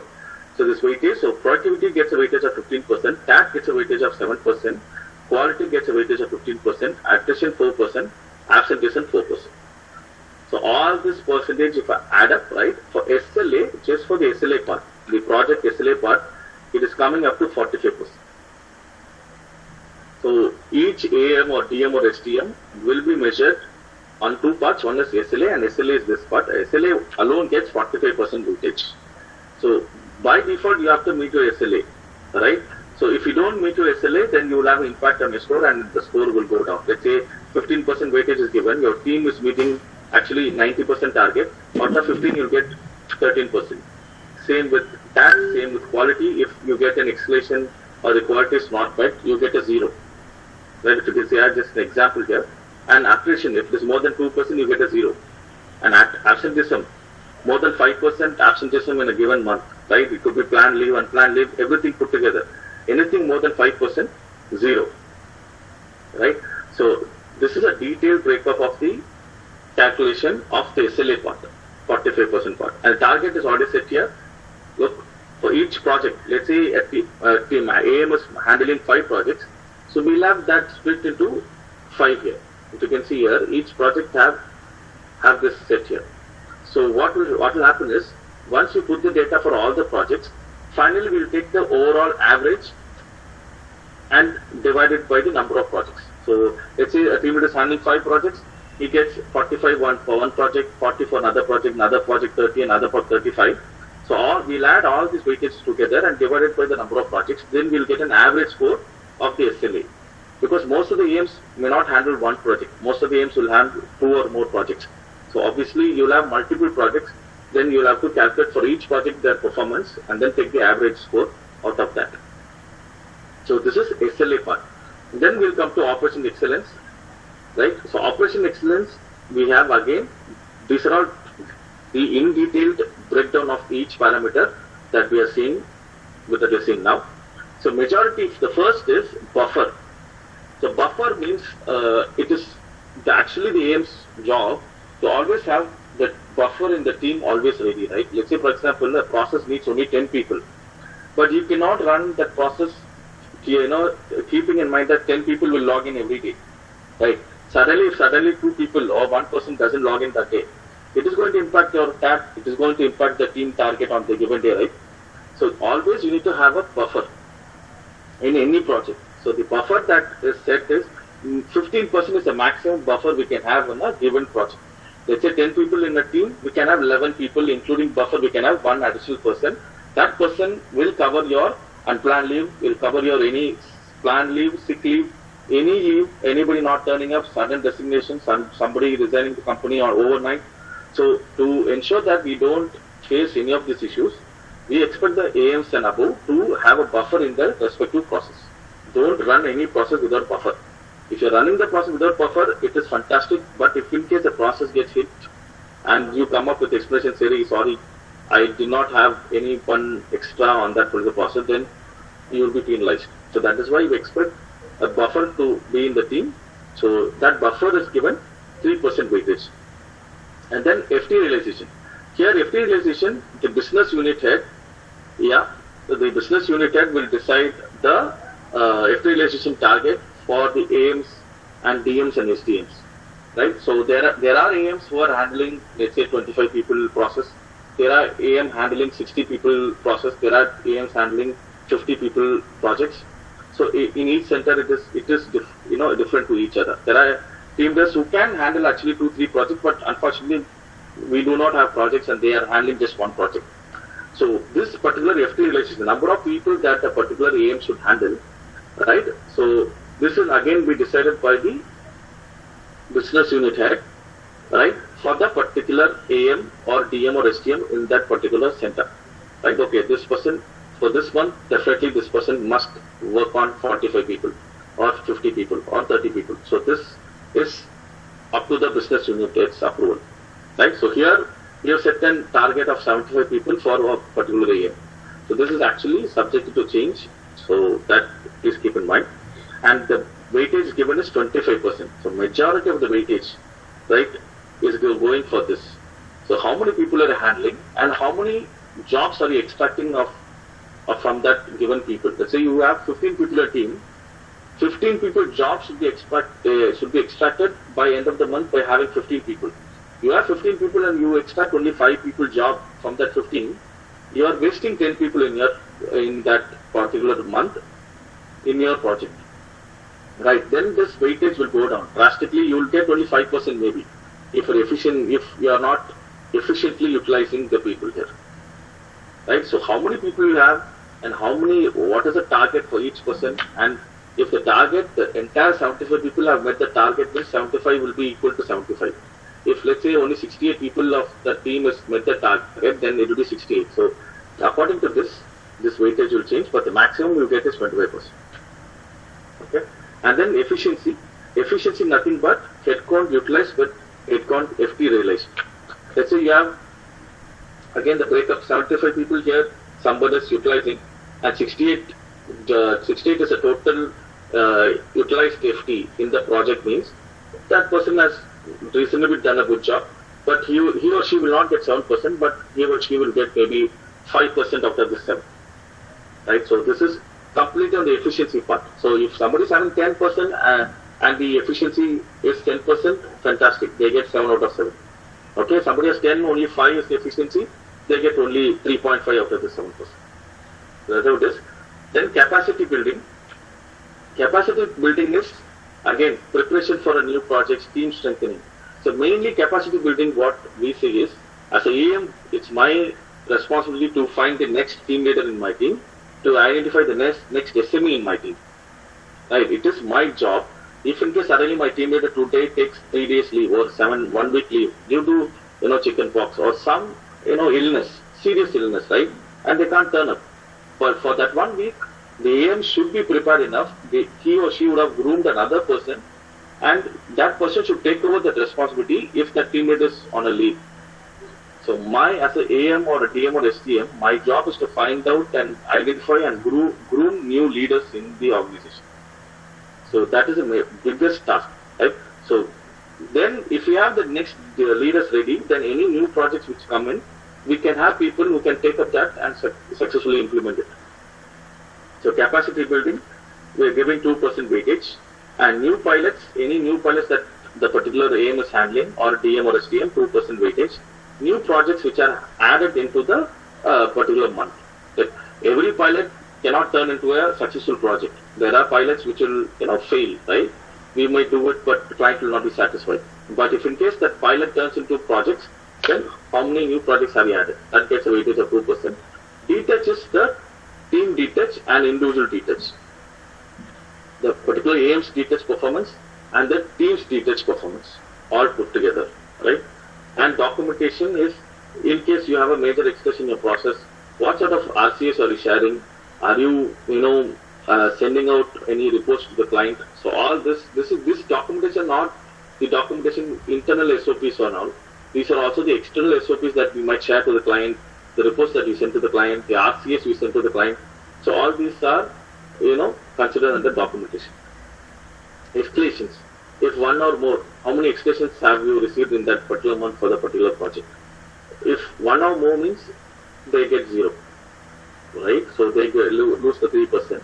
New initiatives, any new initiatives apart from this, are the AM or a DM, STM involved in any automation activity or any other training mechanism or in DC Live or anywhere apart from this daily routine specific job? If the AM or DM, STM is involved, they get a 2%. And reviews. Review is team review, personal review, everything. Like AM will review the team leader or the SME, and then review monthly performance, weekly performance, and review their quality, target, etc., etc. So this review gets a 3% weightage. So all this put together, right, will come up to 100%. All this breakup put together will come up to 100%. The operation excellence alone gets a 55% weightage. Right? This alone gets a 55% weightage, and the SLA gets a 45% weightage. Right? And this is again subject to change. Right? Mr. Thuru is working on it. So if in case there are any changes in any of these parameters, definitely we will inform all of you. But for now, this is how a performance of a AM or a DM or STM will be measured. And this particular FP target will be set by the business unit head.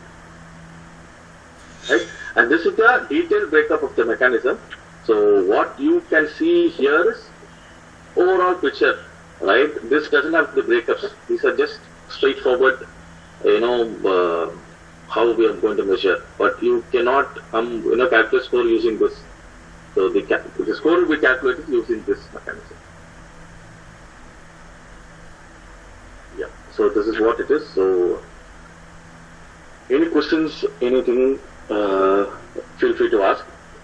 I think that is the end of the session for the operations teams, the DMAX scoring mechanism and how it is going to be calculated in terms of operations team. So if you don't have any questions, then Veena will take over for the HR team and the DTech team, how they are calculating for the HR team and the DTech team. Yeah, just to add to this, these weightages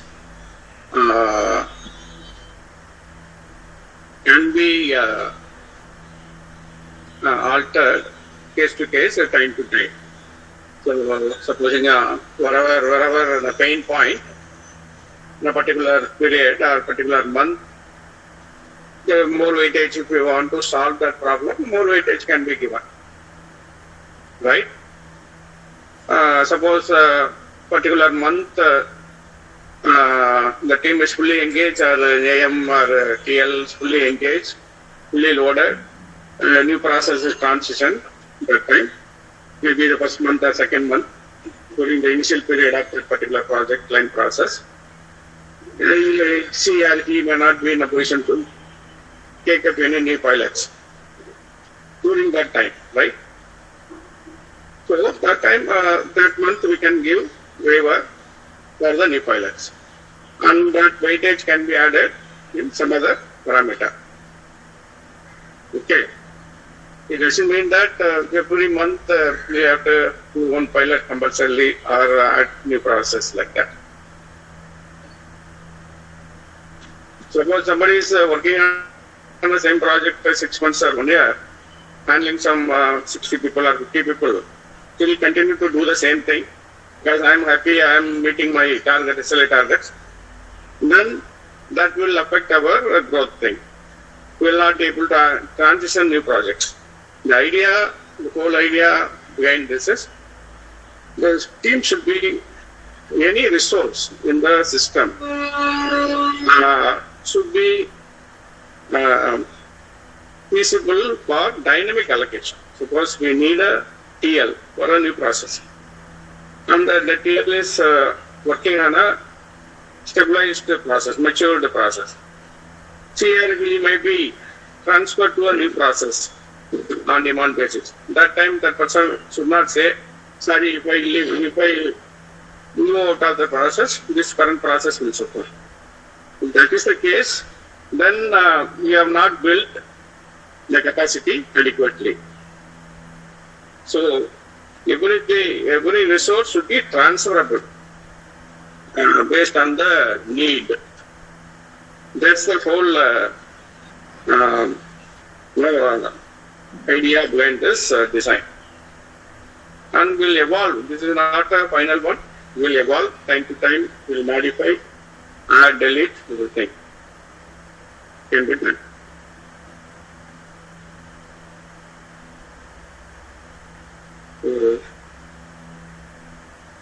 That's it from my side. Okay, thank you, Dhruv.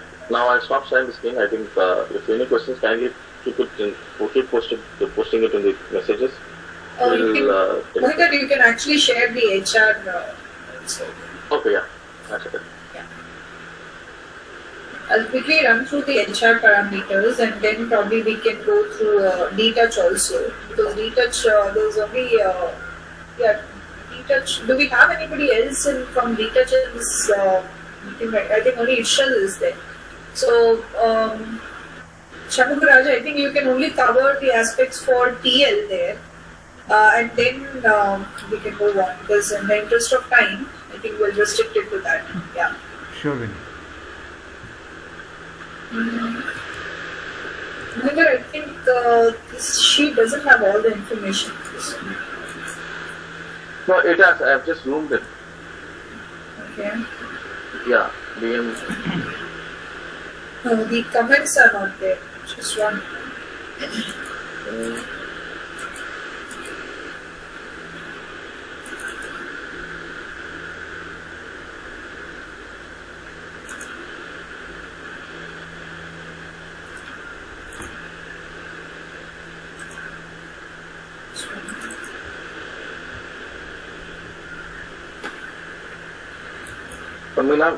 Meanwhile, shall I ask Shanmuraj to touch on the details? Yeah, I think he can touch on details. Yeah. Shanmuraj, you can take over and explain the details. Yeah. Okay.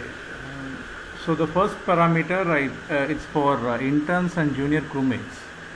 So production, we are giving 35% weightage, wherein the active learning percentage of students for the month, it should be 80% for each and every coordinator who is an intern and junior crewmate level.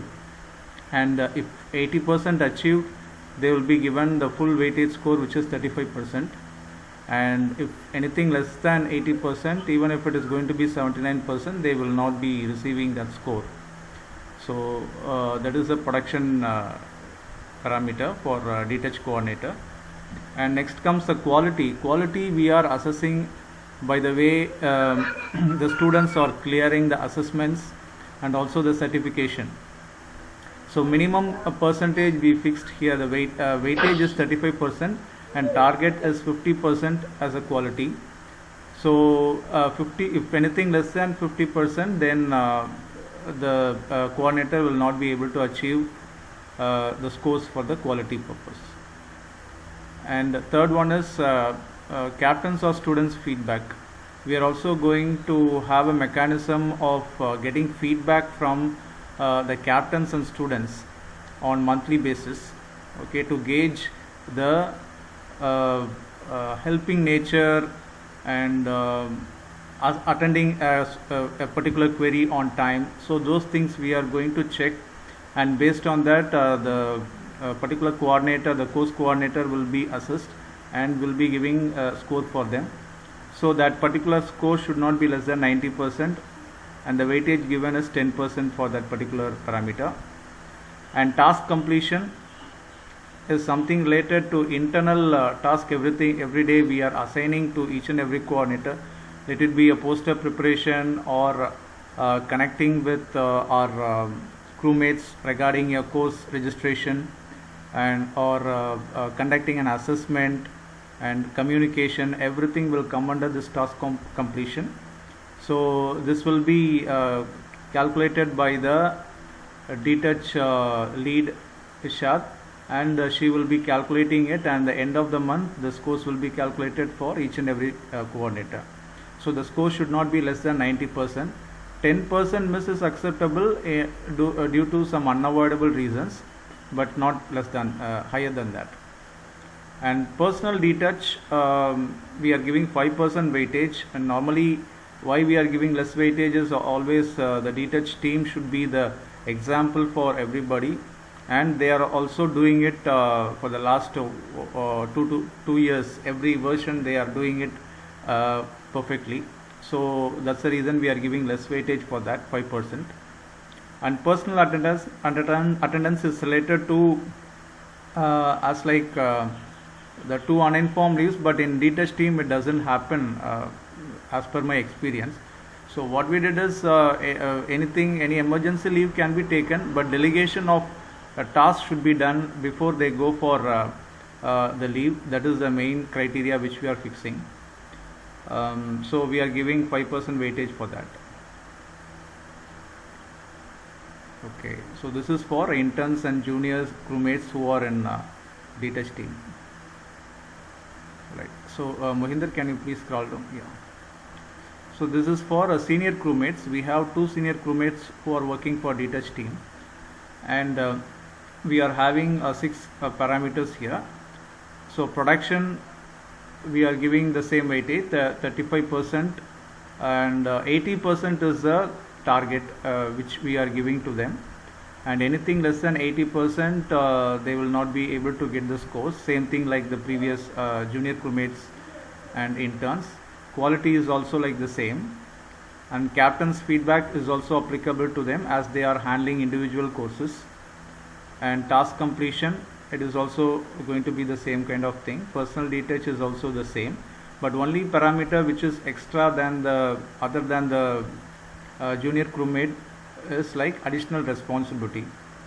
So additional responsibility is which we are measuring. I can give you an example. You have seen a video today morning sent from detach team. So it is like an additional responsibility. It is not related to their own particular course, but it is like overall detach.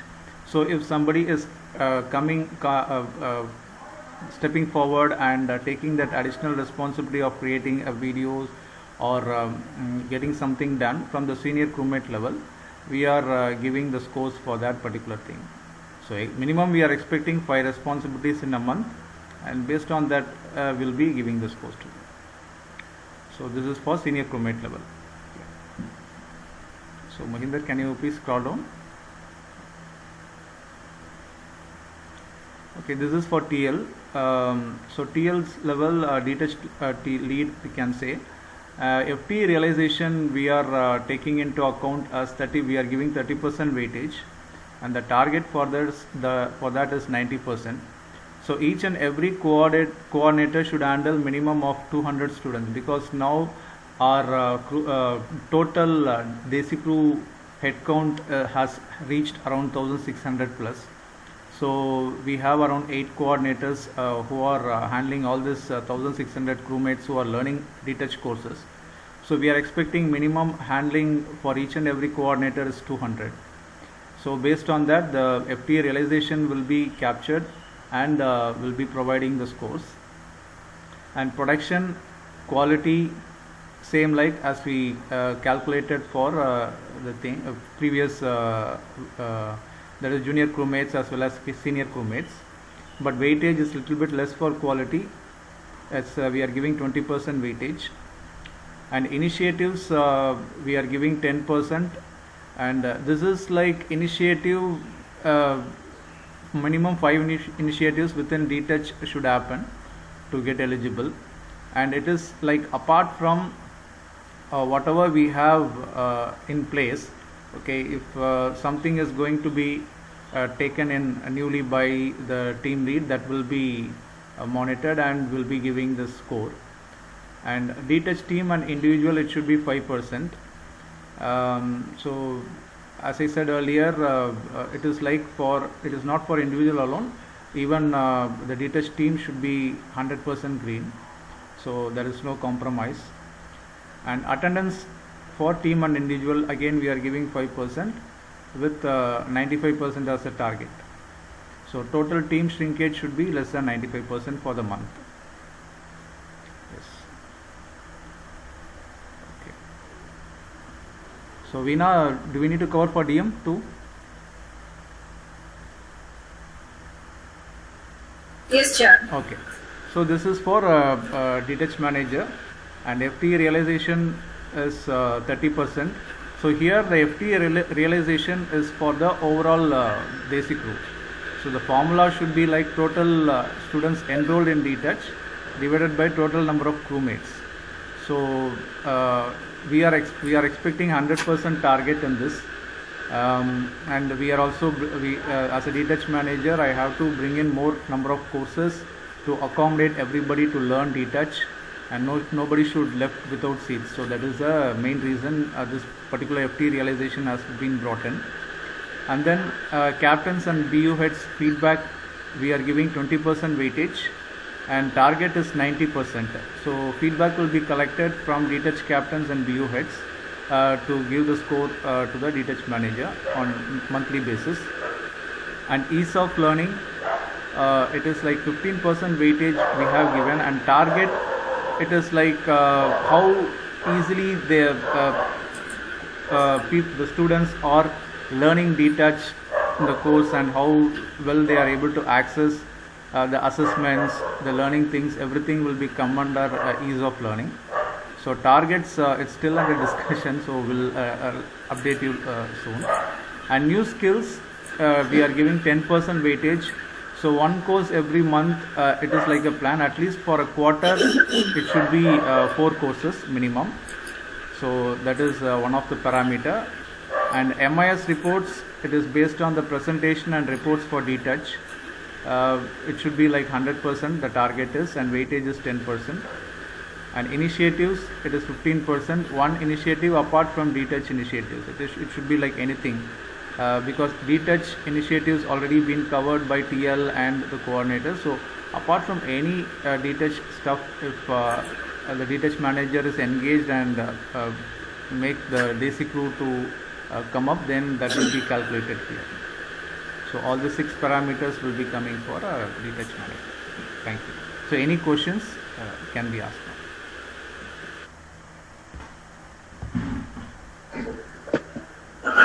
Excuse me, now, Radha here. Hi, Anwar. Hi. Hi, Rajan this side. Hi, Rajan. Hi, just an observation. This is on the overall criteria that is required for everybody to undergo DTouch courses. Yeah. Very specific to D-Lances. D-Lances are there for a very specific period of time in the system. Okay. And if you make detach mandatory for D-lancers as well, we feel, I feel personally, it's not a prudent move because they are going to be there in the system for a specific period of time, and they are here more as a penny or in terms of doing a particular set of activity for a particular period of time. Once they move from a D-lancer to a JC, then whatever is required to be done for the JC in terms of the continuous learning through detach, those can start from there. It is what my suggestion would be. So, how we want to relook at it, revisit on this is up to you guys. No, Rajan, for detach team as of now, we don't have any D-lancer. That's the reason we didn't mention. No, I'm saying, I'm not talking about I'm not talking about your team at all. Okay. I'm talking about detach courses for D-lancers. Okay, so you want, okay, already we are providing detach courses for D-lancers. So Not you, different is what I'm saying. you Not want, different is what I'm suggesting. okay. Because they are in the system for a very specific period of time for a specific activity. That's right, yeah. They must be in a college where they come for some holidays, doing some courses, doing some training in Correct. the system. Correct. Making a detach mandatory for D-lancers may not be a prudent move from the system, from organization point of view. Okay. So you would like to exclude them? Exclude D-lancers, and from JC onwards, any which way that has already been part of the learning system. Okay, yes. Your point is taken, Rajan. We will discuss and update you. Sure. Thank you. Rajan, good question and good observation again.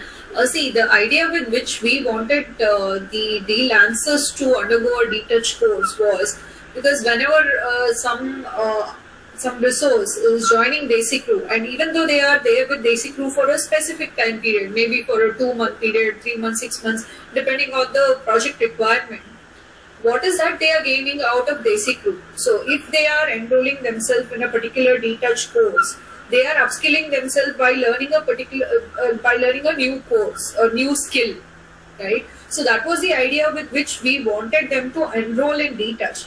Because the other thing is we are creating a pipeline of resources. The people who join with us as D-lancers, in the future we want them to join basic crew at some point of time because they have specific skills which we may need in the future. Yeah. So that is one way of us creating a pipeline of resources. So that is the reason we wanted them to do a detach course also, so that they will be closely knit with the organization. They'll be able to connect with the others in the organization when they enroll in a particular detach program. Okay. But the point where I came from is that these kind of platforms that an organization provides, when they have an exposure that the organization gives the continuous learning as part of the overall development of an individual, that will be a good strategy for these D-lancers. Once they go over the project after a specific period of time and go back and wants to join the organization, these are the USPs that the organization provides to these individuals. Right. And it should be as a hook, it will definitely act as a hook strategy for these people. Yeah. And having observed these things that is being followed for other from JC. Right. Office, you know? Right. So it will act as a thing, but exposing themselves to detach too early at this stage for them is very, very rudimentary is what I feel. That is a limited point I want to share. Yeah, point taken, Rajan. Yeah. Thank you. Thanks.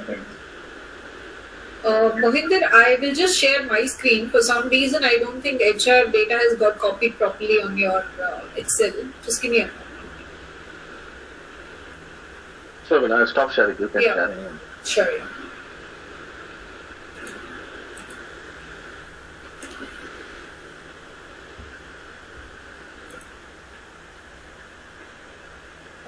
Is everybody able to view my screen? Yes. Okay. So in Desico right now for the HR department as such, we have. Increase the font. Yeah, it's too small, right?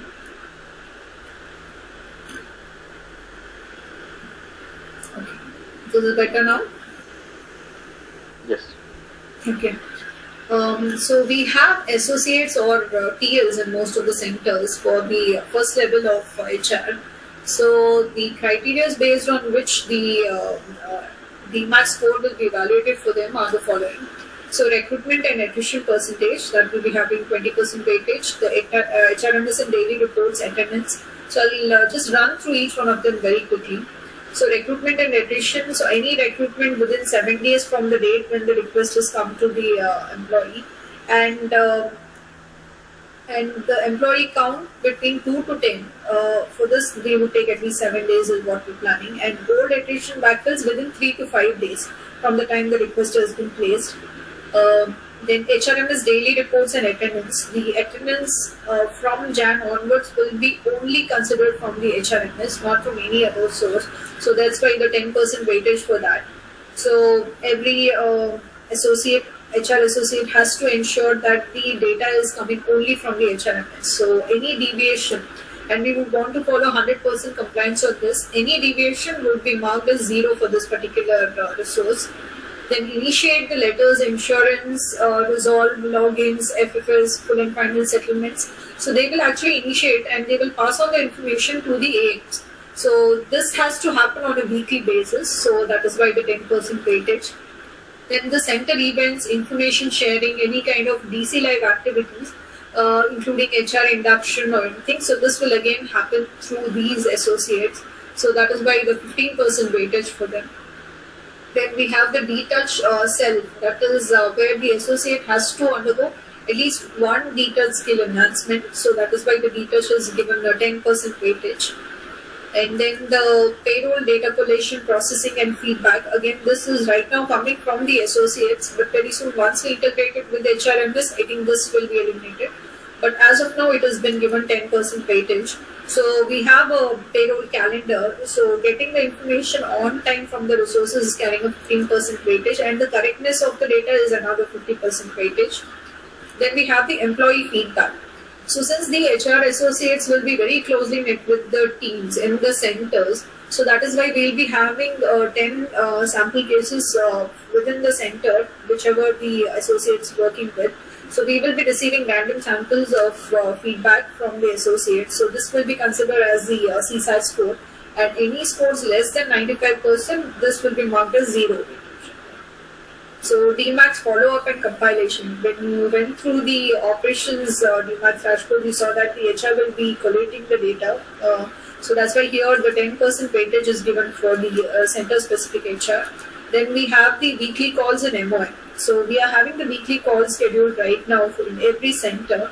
So the weekly calls have to be scheduled on time, and the HR has to facilitate this. And the minutes of the meeting also have to be shared within 24 hours of the meeting being conducted. So that is why this 5% weightage.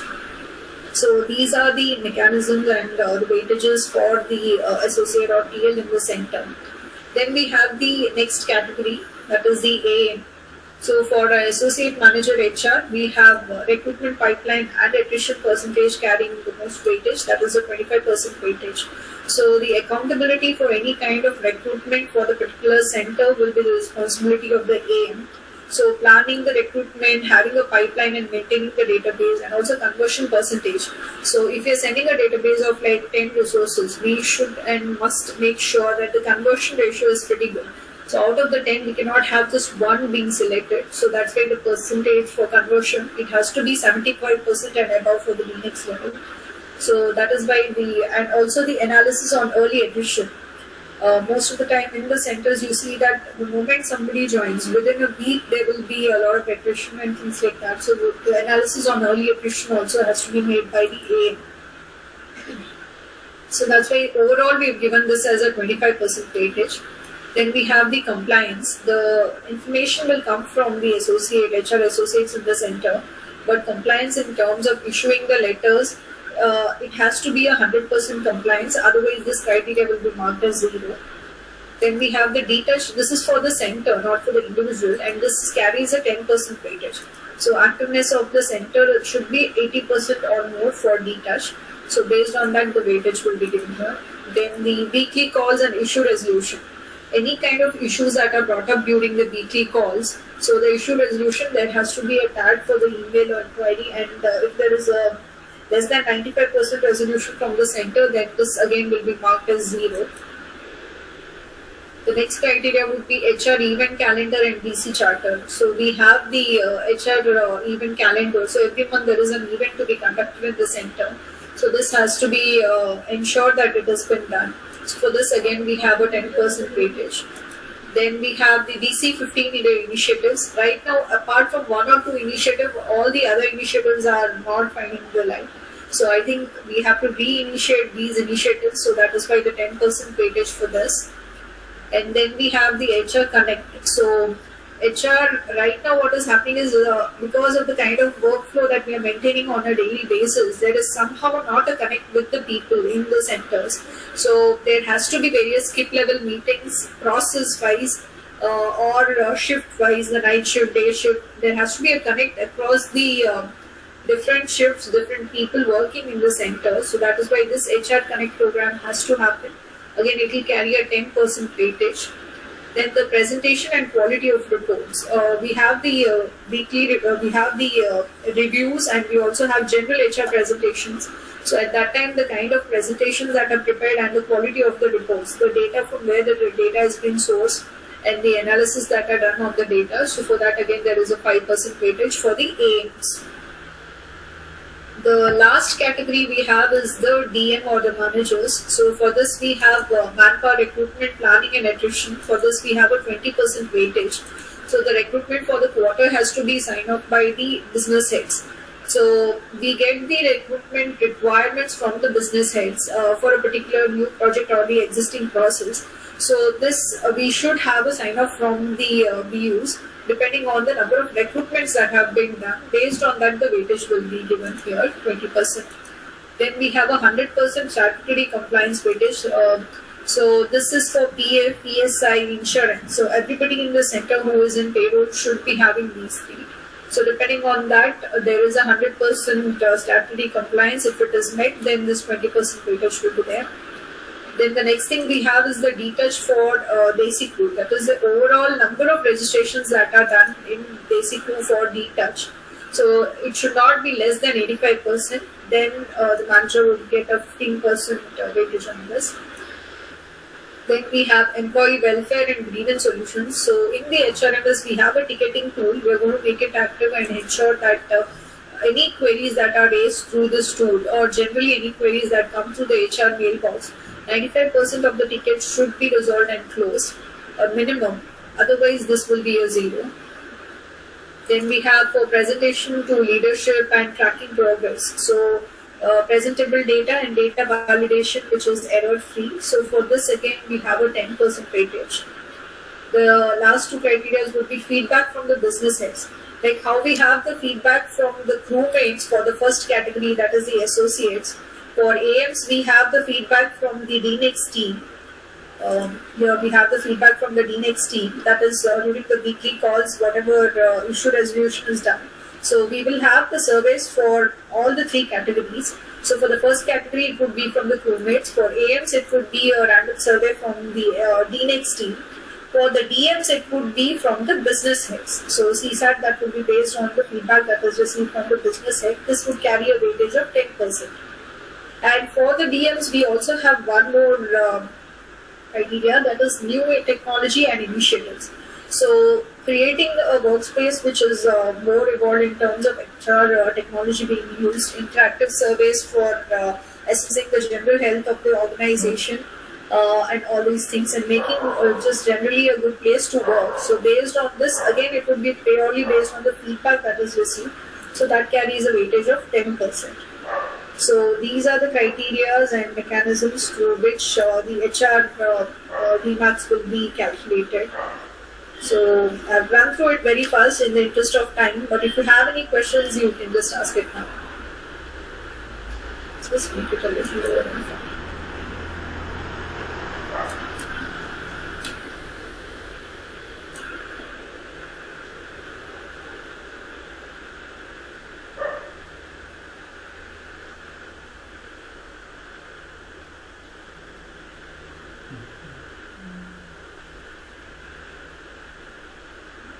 So I think the only support team which is missing is the IT team. We have the mechanism for them also, but in this call we don't have anybody from the IT team. So the mechanism based on which the scores will be evaluated for them will be shared again separately. But however, when we are sending the consolidated DMAX criteria list, in that time we'll include IT also and send it across.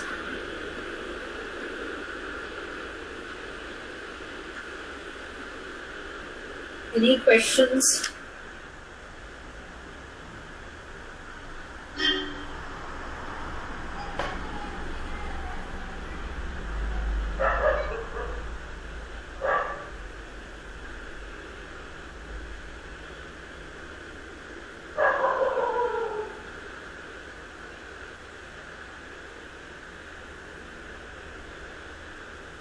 Okay, Mohinder, have we covered all the different levels right now? Yes. Except IT team, everything, all the departments are covered. Okay. No, there's one more team, accounts team, but there is just one person, so we will share the details with him separately. But IT and admin is the only team which is not covered under this. So for them, we will share the mechanism separately.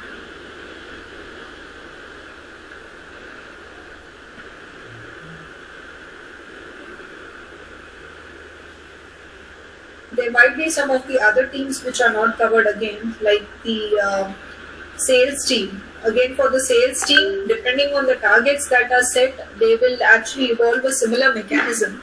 So, like for example, if there is somebody in the sales team, in the QA on cloud team, or in the Accountify team, or any of the other teams, if we have specific people doing only sales, then the mechanism for calculating their DMAX scores also will be received from their reporting managers.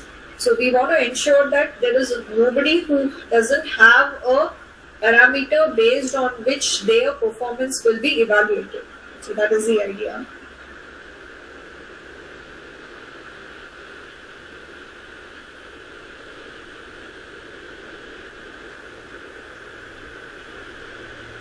Okay. Do we have any questions from anyone? We have overshot the time by 15 minutes exactly.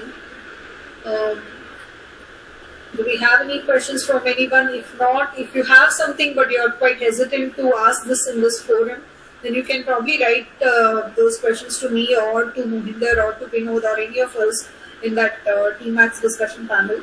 But I think we'll restrict it to 3 people right now. Either you can write to me or to Mohinder or Vinod. We have our calls going on till the end of this month, till we kind of stabilize this whole process. So in case you have any questions to us, then probably we'll discuss that internally and we will come back to you. We will respond to you individually if you want it in that way. Otherwise, you can write to us in general, you can write to HR@DesiCrew also, and we will respond to any of your queries regarding DMAX.